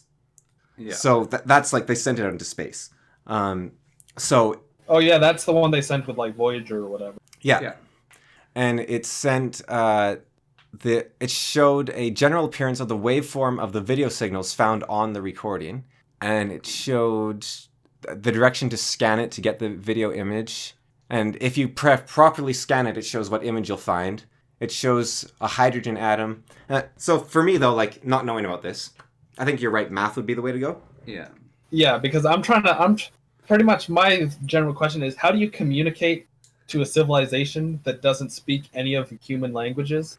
Yeah. You know, and I figured the easiest way is you can pretty much symbolically represent the numbers. Fairly simple. Like it's Yeah. pretty easy to teach the Arabic numeral system to someone who doesn't understand numbers just by like stick is equal to this, 2 sticks equal this. I mean, You know. Yeah, definitely. But But like the thing is that aliens might not even use a base 10 system. You know. but they should, if they come to Earth, be able to know about other systems. Like, Yeah.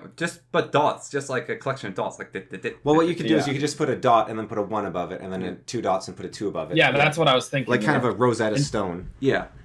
So actually, yeah, Yeah. the best way to do it would be like a Rosetta Stone type thing that first shows your language, and then after that you So that'd be interesting, Yeah. actually, if you put like a dot, a 1, and then ONE, Hmm. and then you put like, Yeah, but the thing is that just because like they Yeah. won't know what the letters mean. You know? Right, but I wonder if you could extrapolate from, like, they couldn't, but I wonder if that would be a basis for, like, how do you teach a language to someone that has never seen your language? It'd be you could put, like, a picture of, like, the best way to do it would be, like, a picture of the sun or something, and, like, Well, sun. if you're teaching a person's there, you go, like, this is a tree, this is the sun. You point at a tree and say tree. If you can point at an object, like, so you'd have to have, like, a picture dictionary. Yeah, basically. Of all these words. But then how do you explain grammar? Well, I think they can figure out the grammar noun themselves. And then you can, maybe they figure out the spaces in between. Well, even like communicating with hieroglyphs might be a way to go. Yeah, but I think just actually it took us to the Rosetta Stone to understand hieroglyphs. So I think like a picture dictionary and then just write in English, and you're probably good to go. Actually. Yeah, they could interpret it their own way. Yeah. But I think to preserve it. Definitely trying to etch it in gold. The problem is, this is me, right? Everyone's suddenly gone. Yeah. Where do I find a bunch of gold? So Fort Knox. I don't know where Fort Knox anymore. is. Like, I think it's in San Francisco or something, but I could surely be there must be like Elvis's the museum dedicated that toilet to Elvis or something. That toilet that was stolen. Where? It was in a museum. There's a toilet made of solid gold. It's Actually, I do know where to get a lot of gold. There is a gold brick at Dredge 4. Yeah. In Dawson. But there's that museum. Yeah, there's plenty of mines in the Yukon. Yeah. There's that museum Western Australia with a solid gold toilet in it. Yeah. The other thing you could do is like go to jewelry shops and whatnot. Yeah. And just melting melt gold, as much of it down. Not easiest thing, obviously, unless you have a forge. Forges aren't the hardest thing to build. Or find. Well, yeah, exactly. You've got the entirety of North America because we know how to drive, especially if there's no traffic. Yeah, so driving. So I would think I would do my best to etch whatever it is I want in gold. The problem with that, of course, is that'd be really slow. But I guess I've got my whole life, right? Yeah. And I mean, we're assuming that I don't just break down mentally or something and like. Well, you've got such a dedicated purpose. Yeah, I've got my purpose. I have to do whatever it is to fulfill it. So I try to find, since the internet's gone, very annoying. I try to find a library, like a university bookstore, but not like a library like a public library, but like the Royal Library of Canada, for example. Like a library that actually has a copy of every document ever made by a Canadian, or like the United States version. I doubt it's a royal one, but. Try to find what that is in our royal library, and so on and so on, and try to find like what was on this record for one thing, because I think that was like a lot of smart people trying to figure out what was important already. So my work's kind of done. I think I've Googled it. It's like music from a bunch of different cultures because it's got to be sound, right? Yeah.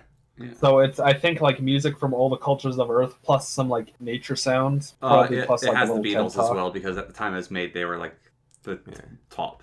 Yeah. Well, music from all the cultures of the world. So, I guess maybe it's not the most useful, but you could find some stuff like, I think, like, those go back in time travel sheets where they're like, how to make soap, how to do, like, I think that would, I don't know if that'd be useful. See, like I don't know, that would be kind of my goal, is to pass as much useful information on. Yeah.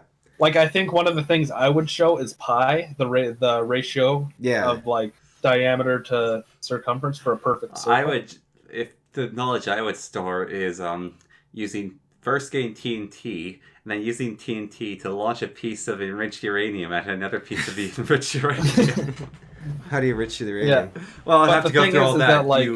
I think you heat uranium and put it under pressure to enrich it. I think the thing is that, like, even with math, how do you explain the concept of decimals, really, and fractions to a civilization that's never heard of math? Well, I think if you do addition and you do subtraction, then after addition you can do multiplication, I think, fairly simply. Yeah, because it's just addition multiple times. And then you just now it gets tricky, because to do division you need to show multiple. I guess subtraction you could show division through. You could say subtraction you use. So for division you just use multiplication. You use the division algorithm. Yeah, except for that you'd have to then introduce fractions. So it would be tricky. No, you don't. You just add a quotient. Right. You do any number can be a multiple of a sum divisor plus a remainder. No, what you do is you say a plus b equals b plus a, and then you say 2 times 3 equals 6, and then you show that you can reverse the formula. 6 unmultiplied by 3 equals 2. And then you show division. Yeah. So you show that the formulas are reversible. And then that's this division. is what is the actual division remainder? It's and then you say quotient 6 divided by 3 equals 6 over 3. And that equals 2. And then you say 1. Yeah, I think you could. But then getting in. Well, like I just posted in the Discord, like this is the division formula. So whatever number is equal to the divisor, the quotient, times some multiple plus a remainder, right? So that's division entirely through multiplication. Wait. Walk me through these letters again. We got x equals q k plus x r. Is so x is the thing you're dividing, right? So theoretically, say take 100. Yeah. Is equal to q, which is the thing you're dividing by. So we'll say 10. Yeah. Times a multiple. Right. Plus a remainder. Right. So okay. that can be any division statement. So like 101 is equal to 10 plus 1. 10 times 10 plus 1. Yeah. Okay. So that's how you can show division without, the abstract, the more Showing abstract how to make part. chlorine. Yeah. Well, I think like just And then add, to chlorine? so for preserving this anyways, going back, I think so I get as much gold as I can. I gather up these books of knowledge using my own. Mostly math I think would be like the best you could do, and then maybe from there physics. It'd be nice to try and like draw all of human history, but I'm not an artist. Yeah. I think like the most important thing would be like germ theory. Like Yes. Yeah. I'm trying to, because that's actually That's a like good one. that's only like 150 years old or something, And it's that will like, really help people. it's like survive. a really easy idea that is like super advanced. Wash your fucking hands. Yeah, like it's kind of crazy. Like I would try to put in our most advanced ideas that are our most simple, like germ theory and like calculus, maybe, because that's really simple, but it's also very advanced. Like the concept of zero or something, maybe. Like I don't know how that'd be tricky, but maybe doable. Well, you show how subtraction works, and you go right. So then I've engraved this on like golden like tablets. Yeah. Maybe aluminum tablets because gold's heavy and harder to find and harder to melt. And then I take these to the Canadian Shield and I bury them in clay. Now I don't know how I dig up the clay. Like maybe if I could find like a working auger. You've or got something. access to an excavate. Yeah. So. Or like a working auger or something. Yeah. But because I think that'd be my best bet because the Canadian Shield, you're not going to get an earthquake or something. Yeah, it's not near any fault lines. No volcanoes, no heat spots. And I guess like the clay's a bit random. That's for radioactive stuff more actually because it's like so it's easy to like pour in and fill up. So maybe not clay, just like a big hole. Well, you could also stick her in a too. Yeah. I don't want like a river to like switch courses and like. Yeah, like I could stick in a box as well, but I'd just be worried about like it getting buried. Well, I want it to be buried. Yeah, but I don't want like a river to like change course and wash it away or. Just I know the thing is that like you've got to remember that like I guess the planet's gonna evolve, but it's unlikely. I feel like it's unlikely that civilization starts in the Canadian Shield. Yeah. So you'd have to do it somewhere where people are going to excavate anyway, I feel, Oh, like if you want to give them a kickstart. Because people have got to find it, right? So like some archaeologist or like something, or like some culture's got to find it. So it's got to be a place where they're going to be digging up stuff anyways, I feel, Yeah, so like a very like... So seed an area with a huge amount of iron and copper. But it would be like somewhere like Hawaii or something, or like... Yeah, I wonder how much time it would take for like our big cities to like turn to like rubble or get grown over. Because that's such a like Okay, what's an element, like a metal that nothing grows on and nothing likes growing around it, and it doesn't decay?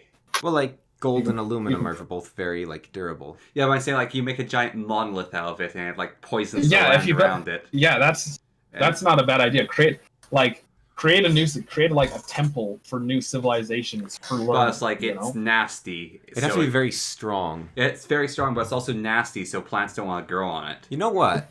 The pyramids wouldn't be a bad place to stick it. You'd have to get to the pyramids somehow. Yeah, that would be hard. But although, like, is learning to fly really that hard? Like, it's learning to land. I mean, most commercial pilots get 200 hours, and they've got their commercial pilot's license. I mean, like, just take it slow. Like, take off like a foot off the ground, bump back down, just like step by step. Yeah, but the problem with that is you have to get up to a certain speed to take off. Like I'm sure there's like a training wheels. You could break into the United States Pentagon, right, or wherever they train the military. Take the most advanced flight simulator that exists. Hook a generator. Practice on that. Yeah, hook up a little generator to it. Yeah. We got a lot of solar panels out there too. Like, yeah. I mean, that would be like the work of a lifetime, though. Like all this stuff, but I mean, you got time, I guess. But that's a good thing to do. If you actually want to guarantee that the thing will stay, you build an incredibly tough monolith on the side of the moon that faces Earth. But if you're teaching them the basics moon gets of hit math, by meteorites all the time. Well, no, here's the problem. With no, that. But there's a certain area of the moon which it does not. Right, but here's the massive problem, Connor. This golden tablet, they fly to the moon, they find your golden tablet. No, okay. But by that point, it's no longer even relevant. This is how we get here. No, so you remove all the gold from Earth, right? Yeah. Actually, you don't even need to be gold. You get a really tough material that's a different color than the moon, and you make it so when you look up at the night sky, it's ruined. The moon has your lessons etched into it. The moon's pretty small, like from here. Well, maybe hope they get. It's about the size of your thumbnail. How much information, or like maybe the size hope of like. They discover magnifying glasses on their own. Telescopes. Yeah, like once they get telescopes. Well, that's another good thing to store in your like little time capsules. Telescopes. So they can look at your moon. Yeah, just put telescopes not all even over the surface. Not even telescopes, just lenses. Just a bunch of lenses. But okay, so what you do is you like go all in. You get this giant thing on the moon, and then you just like try to like preserve as many telescopes as you can across the whole world. And so lots of them have so much electronic components nowadays. But just a simple like big glass one, then you like seal it up, and then they take out like look at the moon. Yeah, but the problem is under the weight of gravity eventually deforms and stuff. But like, preserving a big telescope's not that easy. Tablets of gold all around the Earth telling you how to make a telescope. Yeah. Scatter them far and wide. Like I like the whole idea of building a monument that nothing will grow on, but you've also if you build walls around it so that the wind can't blow dirt on top of it, right? Yeah. I wonder if so like... you yeah, like you actually like put it in like a part of the Sahara, honestly. No, Sahara's very windy. No, the desert would cover it. But like would somewhere like is Death Valley or something? Like I don't know if they have much wind. But that might flood. Yeah. Like I think like the Canadian Shield is the most stable place. That's the tricky thing. It's like what's the but that's scale? Not where civilization's necessarily going to start. But if it takes so long, it might shift south and like yeah, I don't know. That's the whole. It's kind of similar idea to like nuclear waste. They're like, where do we bury this stuff, and how do we tell people not to open it? Because it's like, do we put a giant skull, or are they like, ooh, a skull? There must be some weapon in here. Or do we put like a symbol, like a radioactive warning? They're like, what's that? A flower? Is this room full of flowers behind 6 feet of steel? Is there flowers in there? Let's open up and look at those flowers. Well, no, I think you definitely want to put it somewhere within access of monkeys. Yeah. I feel because that's the most likely thing to evolve into humans, right? Yeah. That and dolphins, but going under. Or like something like humans, yeah. Or like, yeah, probably. You'd want to do it with. You want to build it whatever monument you want to build. It's got to be in a place that's got some kind of like chimpanzee or bonobo or something. You probably want to go like somewhere in Africa or Asia. Go somewhere. Yeah, go somewhere in Africa. Okay, but I think a little out of the way in Africa, like not in the jungle where stuff like can grow over it and stuff. Yeah, but my thought is like honestly, like even possibly like nuke the land in some way to sterilize that area. I am not setting up a nuke. Yeah, no, I don't mean nuke, but like chlorine. You could like across salt the landscape, the earth and or like plastic, acid all over, like tons and tons of plastic to bleach into the ground. Yeah, I think the pyramids would be the best place to put it. Yeah, I think just so. Break into the pyramids and put it inside. Yeah, because it's like, what's the structure? I'm curious. I'm going to go inside and see what's in there.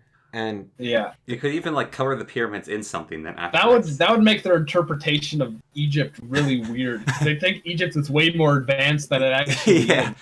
None of these pictures show airplanes, but they have instructions on how to build them. Yeah, they think these ancient civilizations were just trying to store as much knowledge. They think the pyramid was just one giant time capsule. Yeah. I wonder though, like, which would be really cool. Like the pyramids have been around for like 5,000 years, I think. Yeah. At least. But they're already kind of... Well, how much effort would one human have to go to shore them up, like cover the whole thing in aluminum? Yeah, I wonder. Like it probably Just give it all aluminum siding. yeah, like it might not like imagine like a giant silver pyramid in the desert. Like that would they'd be like, have you seen that light in the distance?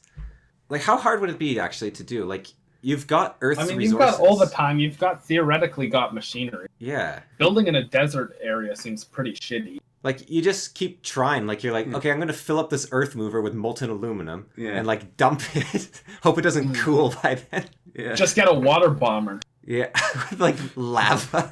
Yeah. How do you actually like? Yeah. They said the pyramids were like topped with marble and like coated in gold or whatever. How do you actually coat something like that in gold? Like, well, it's probably just like a thin gold foil. Yeah, that probably it could have just worn off. Forget getting stolen. Like it was stolen. Yeah. Just like get a whole bunch of aluminum foil and just run around the pyramid. And like I'm saying aluminum here because that's what I think. But am I right? Like is aluminum actually that durable? I think it is. But I don't know very many. I don't know that much about. If we want the most durable metal, maybe tungsten. Yeah, maybe tungsten is the most durable metal.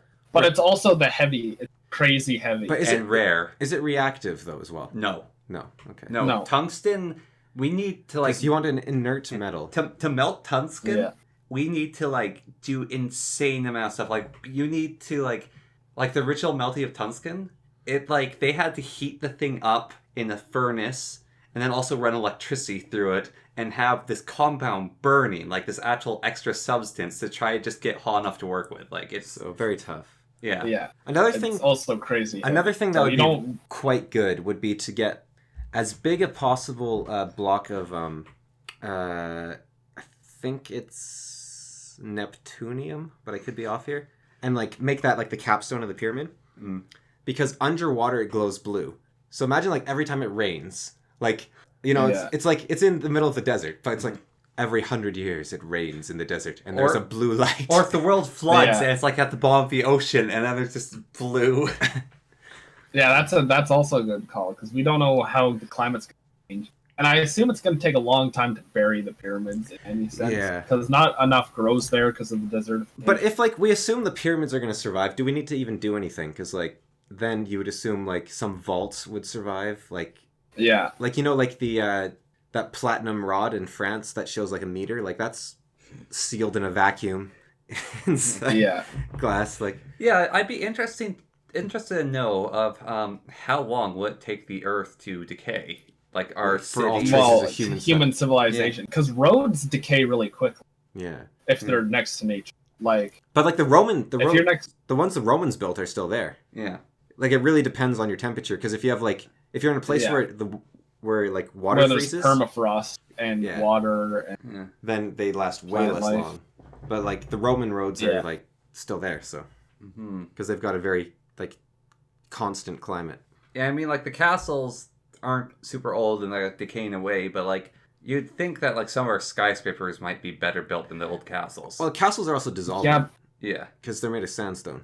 Yeah, and limestone and stuff. Yeah, and we've got like steel. Like, would there be these giant steel skeletons everywhere? Yeah, because I feel like the glass would eventually just break due to this, that, and the other.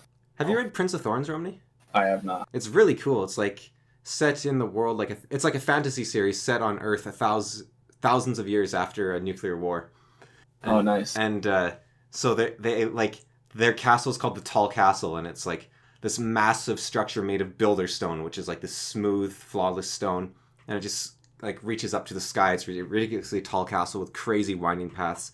And at the very end of the tunnel, if you go into the darkest parts of the castle, there's this sign that says "No exit," and it's like very ominous and it's like the remains of a parking garage, like the underground portion of a parking garage where the dirt all eroded away from it. And so it became a castle, and like it's full of that sort of thing. It's really cool.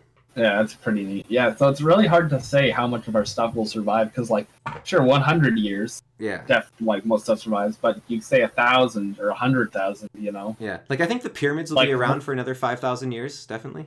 But but when you like, get into like the thing is with these tall ass structures is like one hurricane or one earthquake can topple such a huge structure. But what about like the Pentagon? That thing's actually tough. That's a strong building.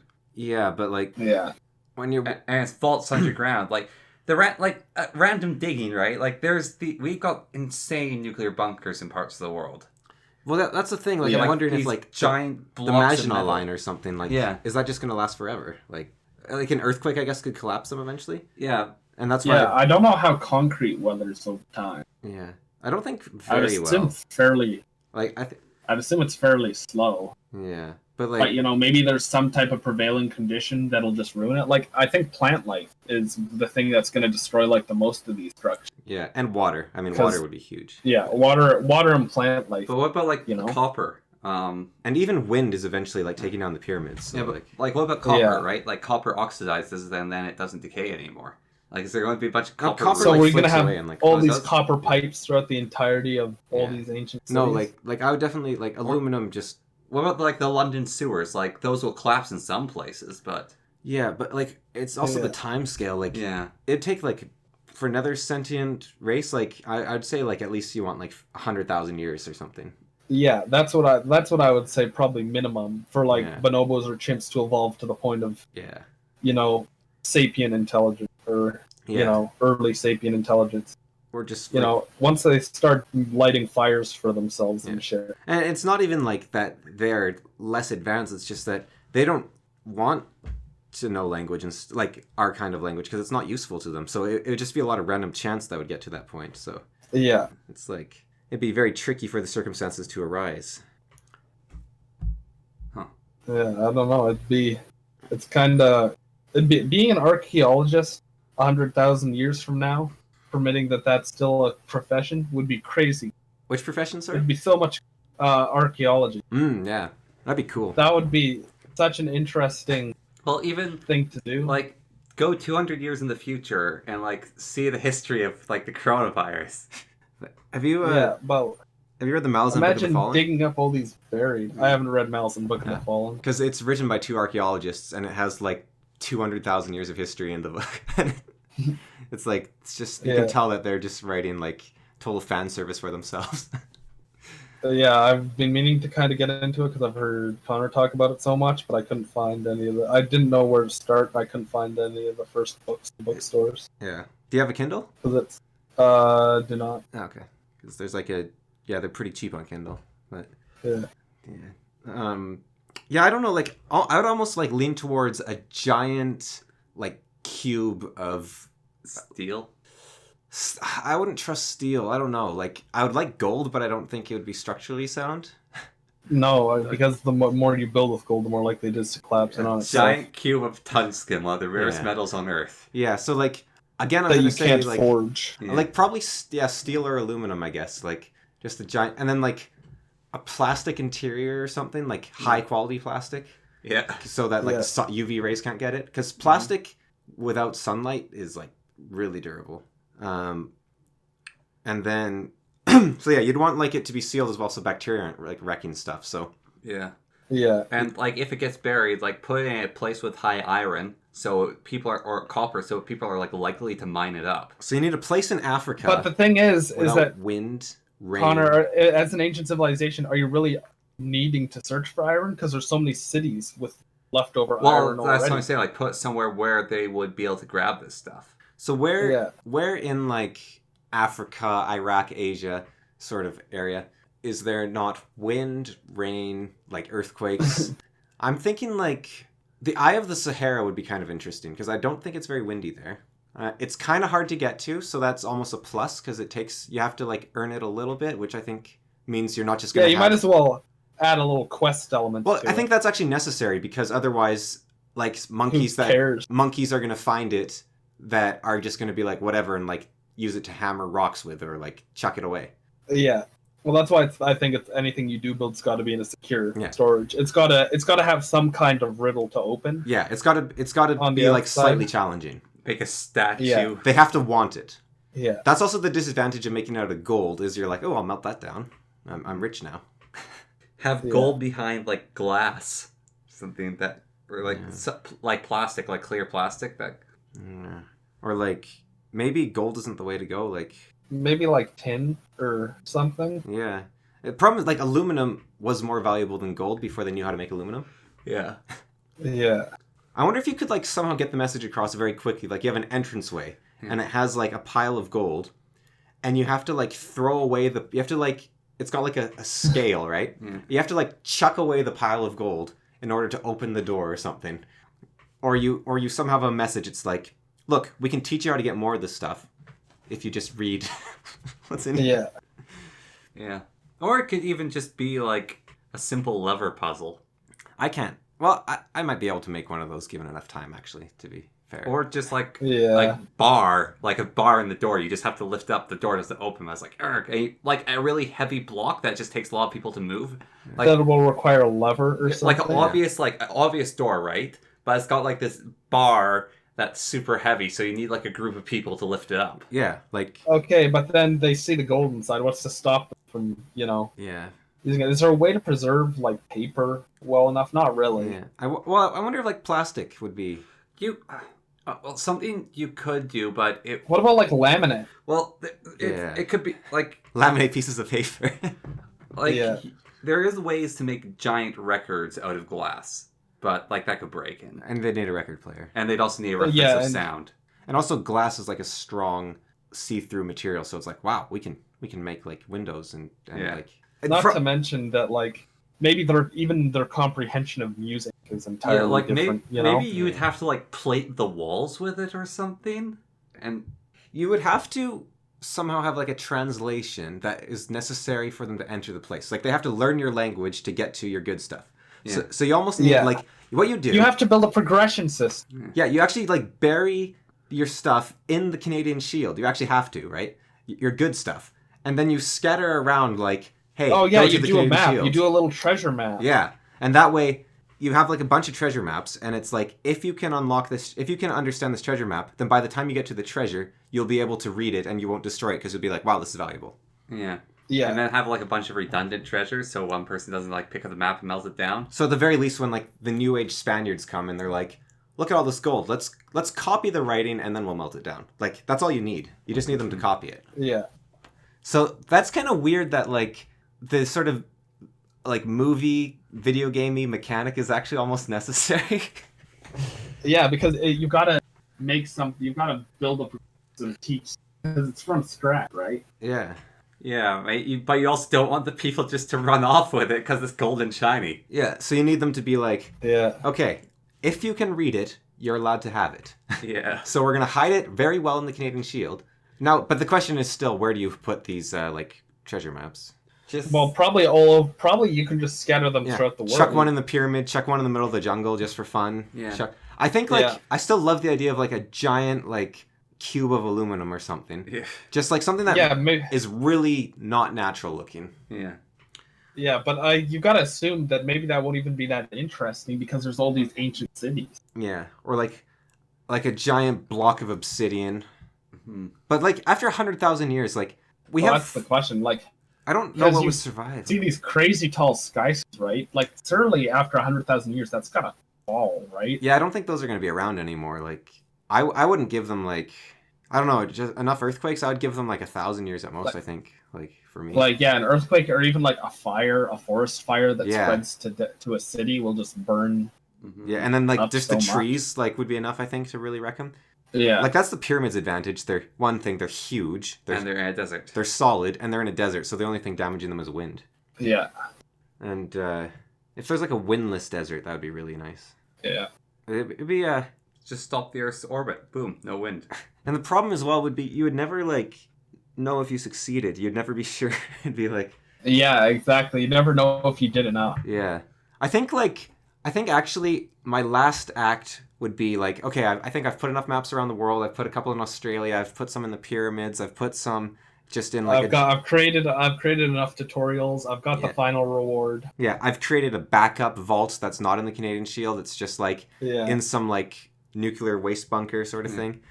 And then I'm like, okay. I've dedicated my life to the preservation of knowledge. My final act is I'm going to go to the moon with one of these just to show that I was here.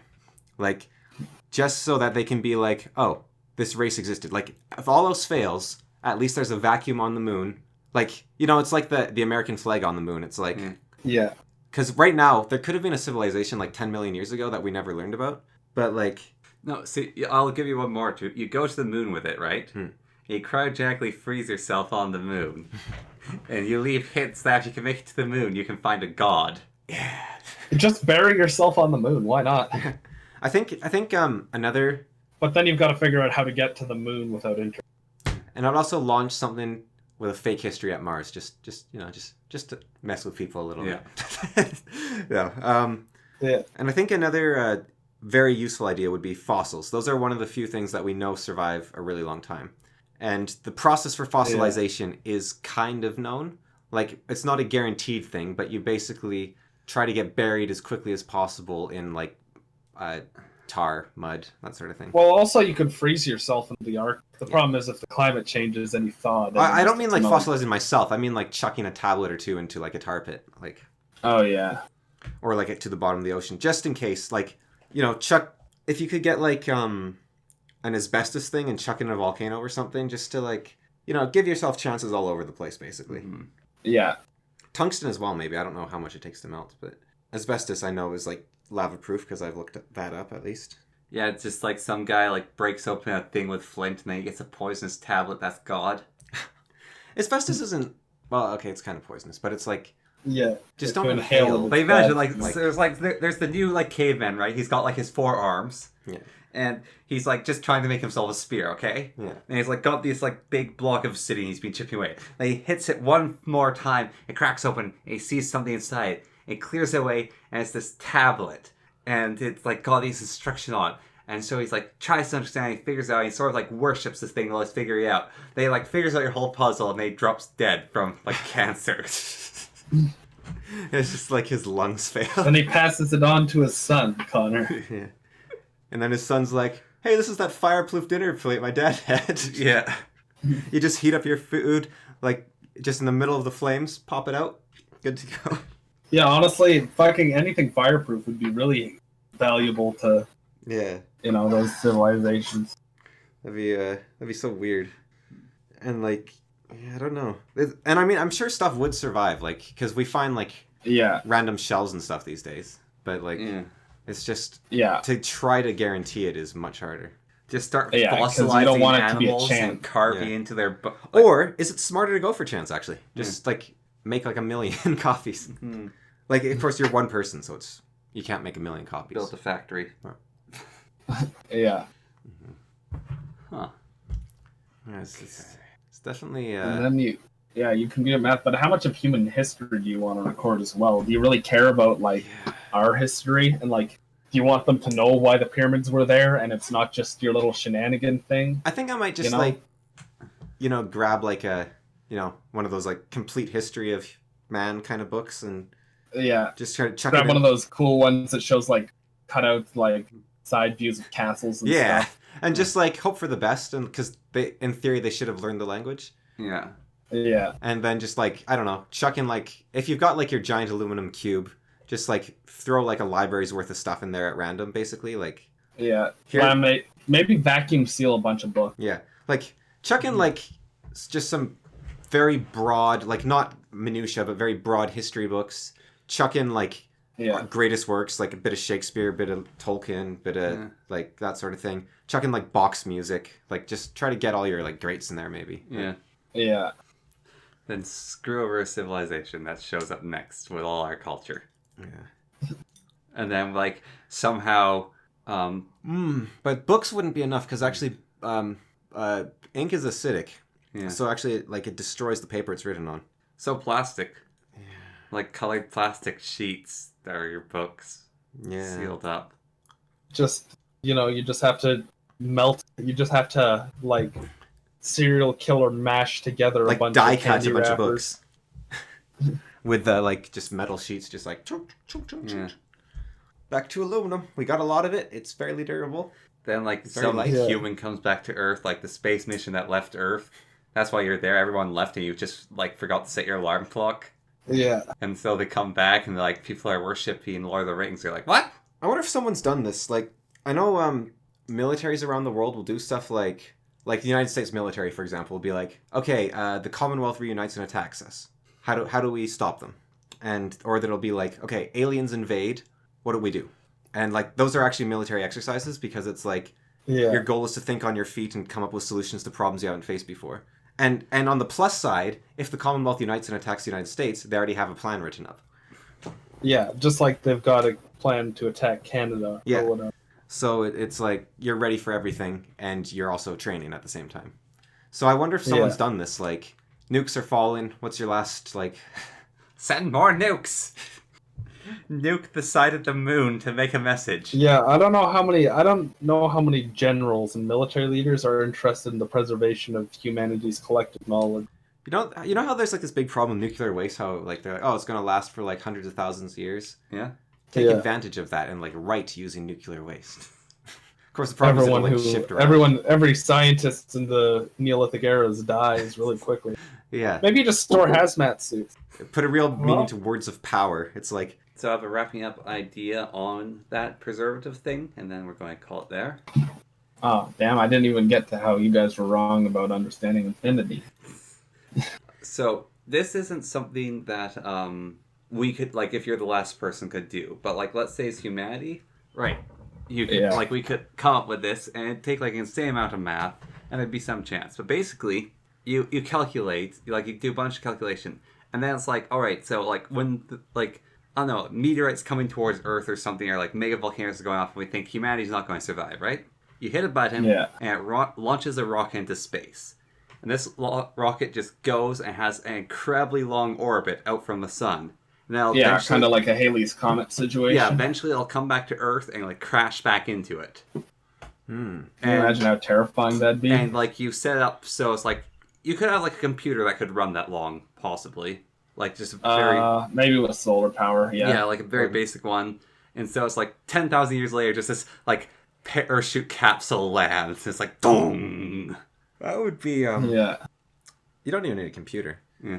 But that would probably be a decent idea, and it'd be better if to send several of those, like like a 10,000 year one, a 50,000 year one, a 100,000 year one, a million year one. Just yeah. You just like hit apocalypse button and you hit it, and that just launches out these knowledge things. Then like you have this capsule land, and like cavemen are like, you like wipe out the first sentient species in a million years on Earth. Yes. You left just enough bacteria on there for the next plague.